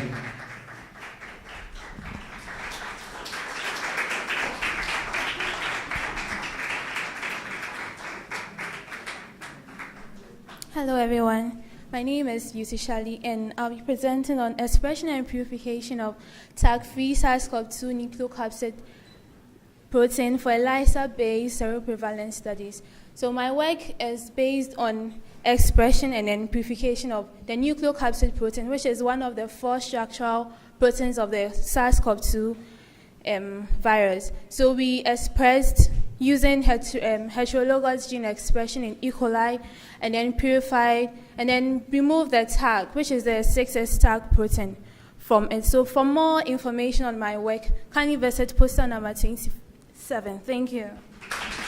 Thank you. So I'll call Ebenezer Kojo Adai.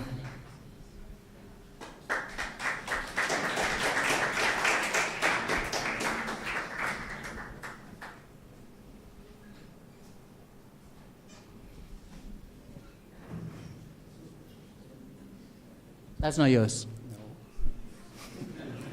Okay, good afternoon. My name is Ebenezer Kujo Ade, and I'm presenting on the analysis of P21 on cervical carcinoma in a tertiary institution in Ghana. So cervical cancer still happens to be a significant cause of female mortality worldwide. And then in Ghana, it still ranks as the second most prevalent in Ghana. And then we decided to look at expression of biomarkers such as protein 21 on the surface of these tissues, which will help us to understand the biology of the tumor and also help with diagnosis, prognosis, and specialized treatment. And so at the end of the study, we realized that there was a high expression of this marker. So to know more about this, kindly visit poster 30. Thank you. Thank you. So next we have Frank Jose. Is Frank Jose here? Okay, we move to the next one. Angelica Dachi.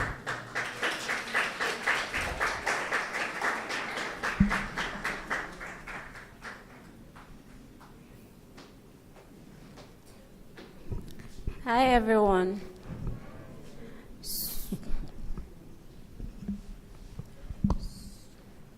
So my name is Angelica, and I'll be presenting on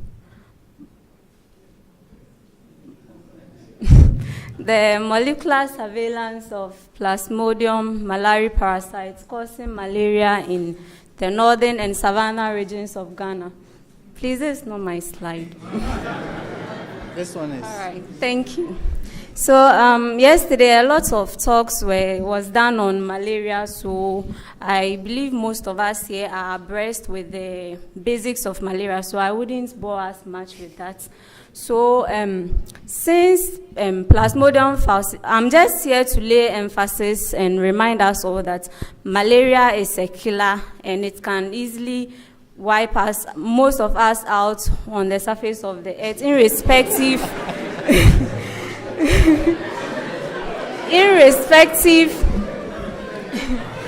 irrespective of the particular species that is responsible for it. So since Plasmodium falciparum is known to be the most virulent species in Ghana here, I believe that research has been biased with little to no information on the other species. So this actually spiked my interest to work on Plasmodium malariae parasites in the northern and savanna regions of Ghana. And the results I obtained is quite alarming and very interesting. And I would be very glad if you could pass by my poster presentation 47 for more information. Thank you. Thank you.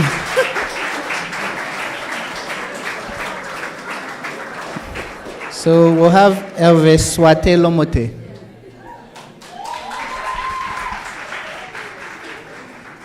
Hey, Elvis, why are you so popular? All right, so just as malaria wiped, COVID also wiped. So a few weeks ago, WHO stated that SARS-CoV-2 or COVID-19 is no longer a disease of public health concern. However, the narrative of us trying to look at how we were able to combat SARS-CoV-2 is still a significant area of concern. So clearly in Ghana, SARS-CoV-2 was introduced into Ghana by travelers, and this followed subsequent community transmission. So as part of the key epidemiological strategies to minimize the spread and importation of the virus, there was land borders where we were able to restrict or close down the land borders. So as part of our studies, we designed studies to look at serosurveillance, or to look at the circulating variants and then the serostatus of people coming in and out of the country using the land borders for timely interventions against SARS-CoV-2. It is worthy to note that we saw substantial seroprevalence of SARS-CoV-2, indicating that it posed little to no risk of inter-country viral transmission. I'm happy to let you know that this study was part of the conclusive data which led to the opening of the land borders. Thank you.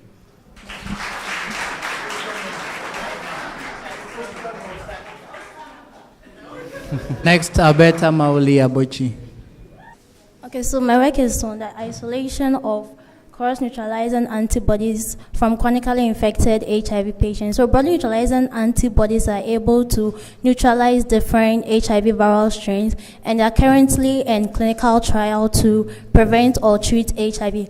However, most of this has caused scientists to try out different combinations of broadly neutralizing antibodies, and the current one that was tried, which it has shown that it was able to and actually suppress viral load for close to 3 months, and it was also able to prevent the emergence of resistant strain. So therefore, there is a surge of different broadly neutralizing antibodies all over the world. And currently, the BNAbs that have been isolated have been from subtype A, B, and C.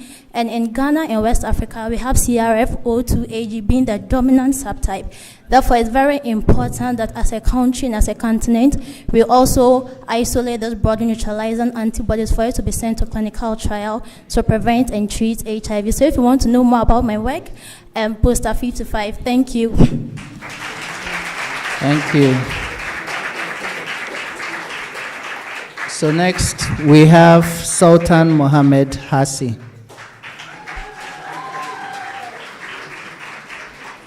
Oh, that's very anticlimactic. Okay, so we move on to Eunice Ajari.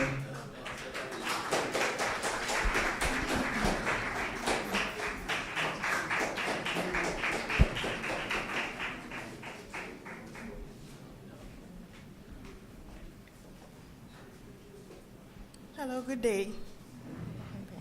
Okay, so my topic is, this is a research proposal. Okay. And it's about early detection of cancer by molecular diagnostic assay. So I chose this topic because I lost 2 members due to cancer because it was, they weren't able to detect cancer at an early stage. Before they died, that they were able to detect the cancer. Oh. So cancer is the abnormal growth of cells, okay, that form tumors. So in my method, I'll be using biomarkers. I have to identify the biomarker, I have to develop an assay, I have to optimize and validate the assay using DNA and cancer cell, and then also clinical validation with real patient samples. So in the, my results, I'll be expecting to identify the biomarker that can be used to detect cancer at an early stage. Okay. So please, if you want to know more, pass by poster number 66. Thank you. Thank you, Eunice. So the next one we have is Aliyu Nafisatu.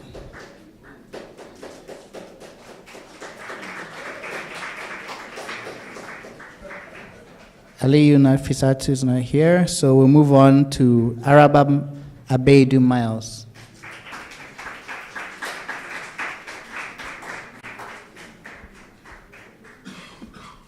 Araba is also not here. So, I mean, that means that we're closer to lunch, right?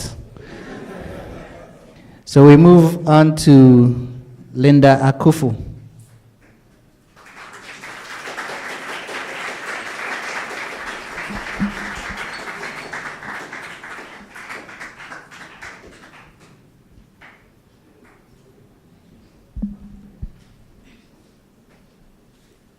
Hello, everyone. Okay, so I'm Linda Ikufu, and I'm presenting on, please, the slides. Is this your slide? No, please.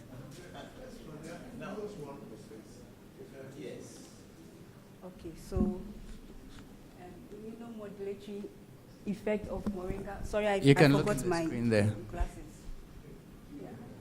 And Philanthus niruri extract on anti-HBV cytokines production by human peripheral blood mononuclear cells. So HBV is a major problem here in Ghana, and there are standard treatment for these diseases, but this is not really clear. So in Ghana here, we use moringa and then Philanthus for the treatment. And research also has shown that this plant extract helps to kill the HBV. So in my work, we isolated PBMC from infected patients, and then we stimulated it with the plant extract, and we found out that this plant extract produced anti-HBV cytokines. So please, for more details, come to poster number 81. Thank you. Thank you very much. I see that Sultan is here, so we'll penalize you.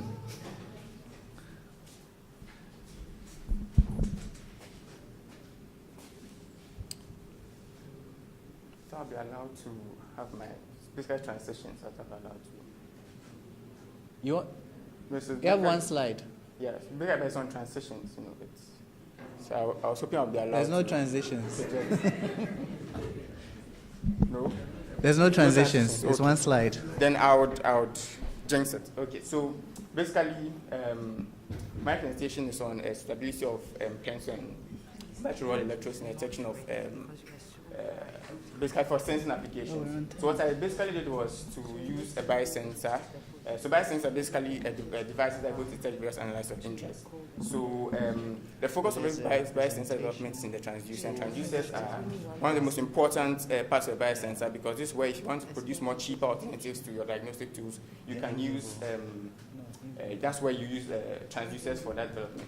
So gold and then gold and platinum have basically been used to develop transducers over time, and they've been found to be very, very successful. The problem with that is that they are expensive, and so carbon was postulated as a good alternative to this. But the problem with that is, with our resource limited settings, it's still quite above our pay grade.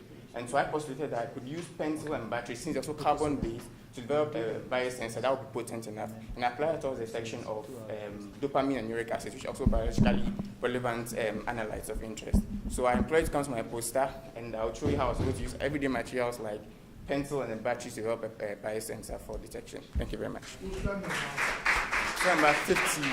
Poster number. Yeah, you should say it, because I have to go back and look for it now. 59, yeah. Okay, and then the last one is Nathaniel Amasa.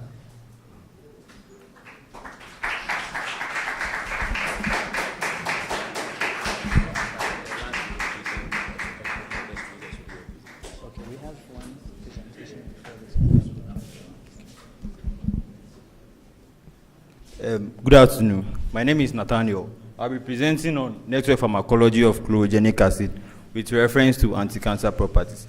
So, natural products and the natural medicines are re-emerging in the drug discovery industry. And as such, normally, when drugs are made, they are made to target just one gene. But we have to shift our focus to targeting multiple genes, because complex chronic diseases like cancer have multiple down-regulated pathways. As such, so I used a chlorogenic acid to investigate the multibinding targets of the compound, and I found that chlorogenic acid targets 7 different genes. And I validated in vitro that chlorogenic acid is a good compound and is cytotoxic to cancer cells. So for more information, you can meet me at poster number 84. Thank you. Thank you very much, Nathaniel. Is Constance ready for the in vivo presentation? No.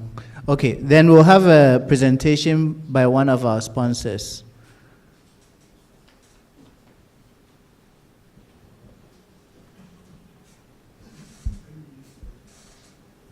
Yes, you can come.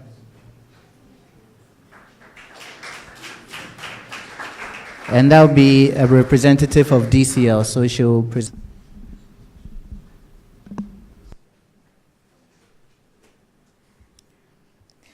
Okay. Good morning, everyone. My name is Nanisi Hansen, and I'm the head of products and applications at DCL Laboratory Products, Ghana.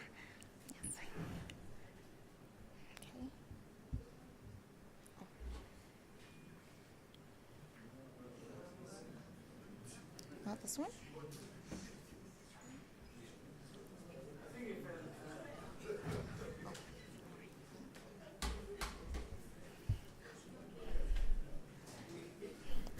All right, so DCL is a certified IVD biomedical company, and we bring novel technologies here to Ghana. We are a major partner for many original equipment manufacturers all over the world. And the company was founded in Nigeria in 2005, but we've been in operation in Ghana since 2014. So we have a physical presence in 4 different West African countries and a business presence in the entire sub-region. Okay. So our services are we sell and supply laboratory products. We provide end-user applications training, installation, technical services, and maintenance contracts. And we also are involved in projects, so we can start a laboratory or a medical facility and build it from the ground up. And we also provide consulting services for different applications. So many of you know DCL. I know there are quite a few familiar faces here, and we have a strong foundation of long-term relationships with many of our customers. And we definitely strive for excellence in our relationships as well as the products we bring to you. So again, we endeavor to make available laboratory products that are of superior quality to the clinician as well as to the clinicians as well as our scientists and users. We work with a variety of clients across the globe and in Ghana here. So we've supplied for the World Health Organization, many major international organizations, as well as national organizations. And we also work with hospitals and research facilities across the country, supplying to them and providing them with our services. So getting to the products we have, we provide solutions for research and academic laboratories, hospitals, as well as clinical labs. So considering I'm a WACCBIP, I'm going to focus mainly on what we have to offer to scientists engaging in research. So we provide laboratory consumables, general lab equipment, and also all the solutions you need for your complete PCR workflow. So in terms of extraction, so we're partnered. One of our major partners is QIAGEN.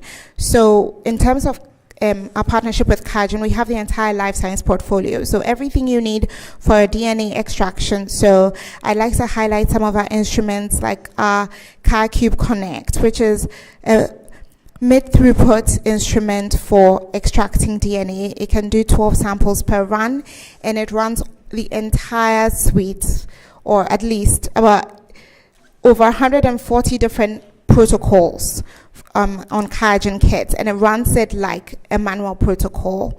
I'm sure some of you are familiar with the QIAcube Connect. We also have the QIAcube HT, which is a high throughput version of the QIAcube Connect, as well as the EZ2 Connect, which is optimized for human identification. So it's definitely optimized for those who are in the forensic laboratories. We also have our thermal cyclists. I'm sure many of you are familiar with the Rotogene Q, but we also have the QIAquant, which is fairly high throughput instrument for qPCR, and also our that's our QIAcuity. That was a mistake there. And our QIAcuity is our digital PCR system that I'd like to highlight.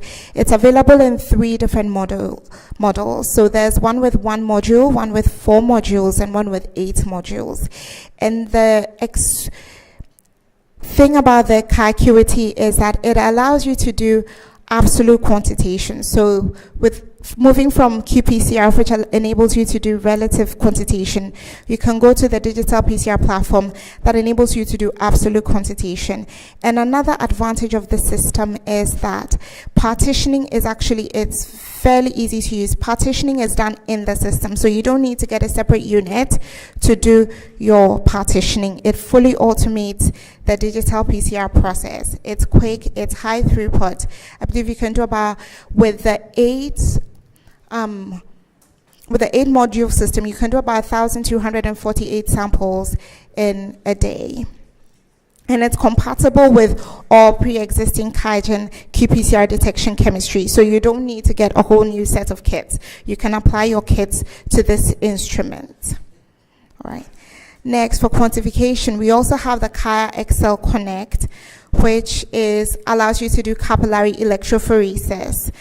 and it does that for RNA and DNA. So for those of you who are doing next-gen sequencing, for instance, this is a great platform to do your quality control.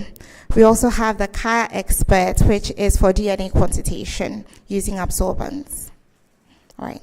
Now, in addition to that, we have a whole bunch of kits, and I know you're all familiar with kits, and the QIAGEN kits, and I just want to remind you that QIAGEN is a universally known brand, and it is QIAGEN kits in the background of the picture there. So, when you're making your choice for kits, whether it's extraction kits, enzymes, or amplification reagents, make sure that you consider QIAGEN. In addition, we work with a bunch of manufacturers to supply these, as well as, and with cold chain, we can get your biomedical freezers, fridges, anything you need in terms of cold chain, liquid nitrogen tanks, as well as consumables. All right. So I mentioned previously that we also have other products. So just let me mention the other things that we do, even though they may not be directly relevant to most of the audience here, but I know that there are some people who are in the medical field here as well. So we have hospital solutions, we have diagnostic imaging, ultrasound, life care solutions. So that would be your patient monitors, your ventilators. We have hospital infrastructure, so your beds, everything you need for surgery, as well as general hospital equipment, defibrillators, everything else. In addition to that, we also provide solutions for clinical laboratories as well. Histopathology, so whether it's microsystems or biosystems. So for tissue processing, embedding, sectioning, staining, we also produce that. Everything you need for blood banking and molecular diagnostics. And I know that there are a few of you here who are using the Gene Expert system for some research. So we also represent Cepheid. So we supply and maintain your Gene Expert systems. Okay. So this is just some of our partners that we work with, and so QIAGEN, Merck for chemicals, CAP, Cepheid, as well as many others. So I hope that we have a booth over at the exhibition stand, and I hope that I'll be seeing some of your faces there today and tomorrow. Thank you so much for your time. Thank you very much. We're actually working with DCL and QIAGEN to hopefully get an equipment placement here. So it's not something that's done very often in Africa, but they're willing to work with us on that. So we're really grateful to them for that and for the sponsorship for the conference. So one of our prodigal sons has returned. That's poster number 40, Frank Jose.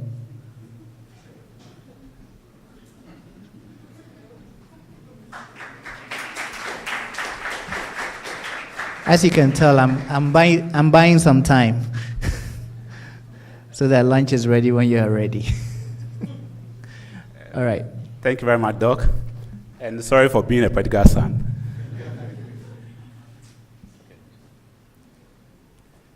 I'll wait for my slide.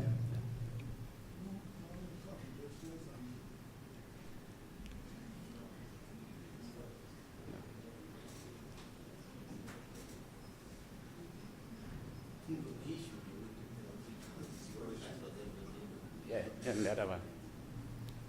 This one? No. This one? Okay. Okay. Good afternoon to you all. So the goal of science is to provide effective therapeutics or vaccines that can eradicate diseases. So scientists for several years have been trying to work even in night or sometimes even during holidays to provide these vaccines. But the question I pose is, what happens after getting all these vaccines and people are not able to access it? Then it means that all the work that we have toiled to do are in vain. And that is what happens with hepatitis B infection in Africa, and especially in Ghana. So currently, we have effective vaccine for treating hepatitis B. But in the case of Africa and even Ghana, people do not have easy access to such vaccines. And it means that all the work that we are doing are in vain. In Ghana, we do not have any national policy for periodic vaccination, especially for the adult. So it means that those who are even infected are at risk of developing into the severe form of that disease. And so what we intend to do as part of a project that is being run by Noguchi, that is funded by the European and Developing Countries Clinical Trials Partnership, is called a HEPMA, that is hepatitis malaria co-infection.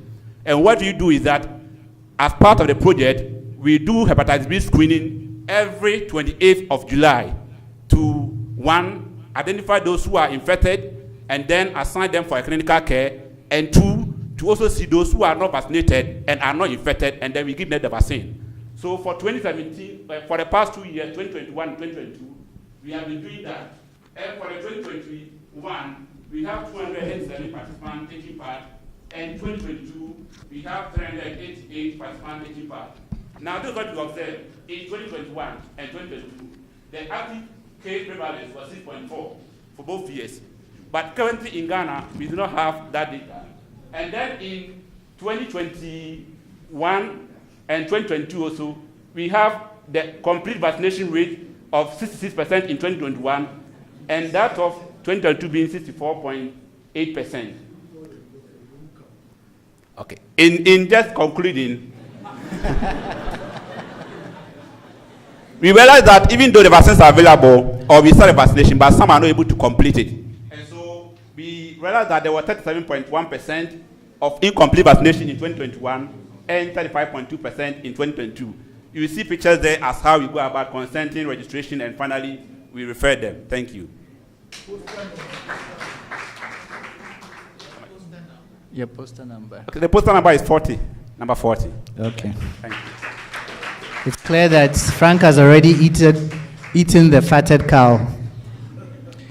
So is Constance ready to present? Okay. So the lunch is a little bit delayed. So what we will do is that we will start off with the poster presentations. And then, so on the schedule, next is lunch break. So I think people can go to the poster presentations and sponsor exhibitions. Pardon? Oh, yes, sorry, I forgot. Before that, Andrew. We'll have a presentation by our comms manager, Andrew, on something I talked about a little earlier, which is the compendium of abstracts. So he'll present and elaborate on some features of it. So the compendium of abstracts is just, it's a compilation of abstracts from WACCBIP publications over the last 9 years in journals that impact factor 3 and above. All right. So I would ask the IT team to project the QR code so that of the compendium of WACCBIP research abstracts published in high impact factor journals. Please, can we have the QR code? So we try to make it interactive. Said that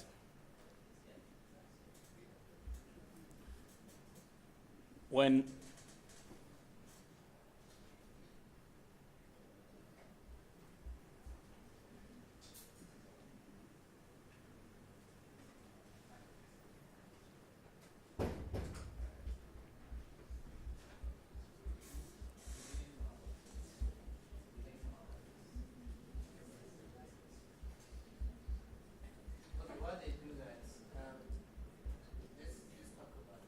yeah, so essentially we categorize them under various thematic areas. So over the period, WACCBIP research have normally or usually bordered on the various thematic areas.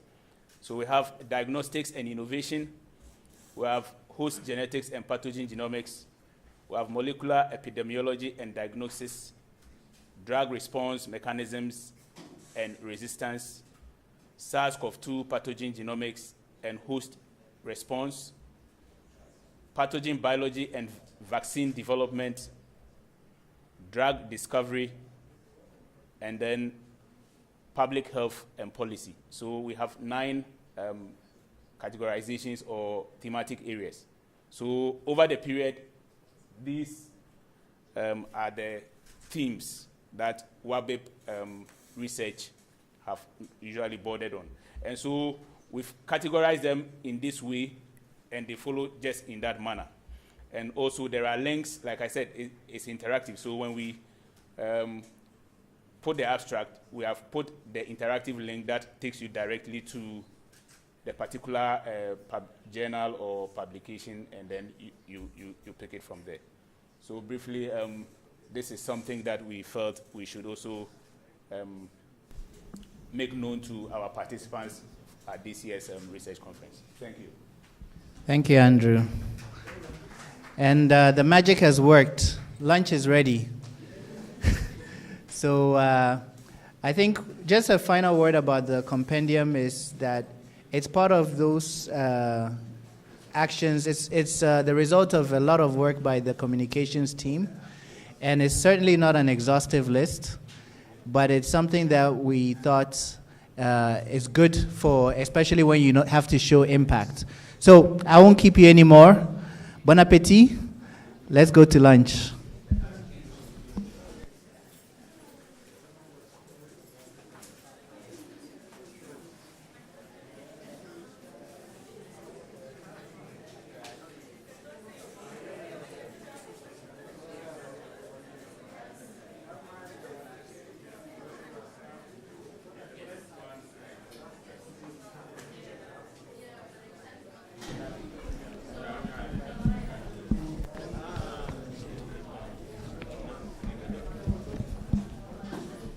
So we will be back here at 3:20 for the panel discussion.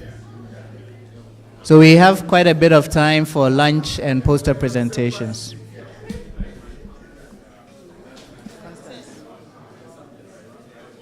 Oh, she was the one, yes, who missed.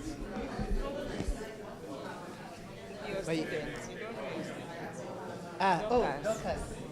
Sorry.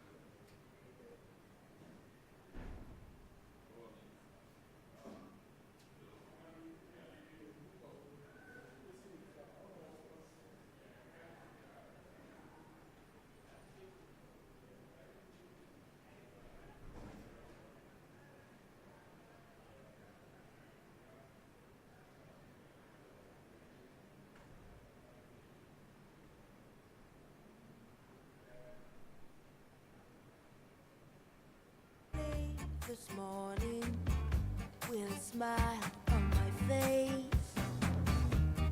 Thought you were next to me, but then I see you walking away. Something arrived this morning. Is it a sign he's leaving me? So I call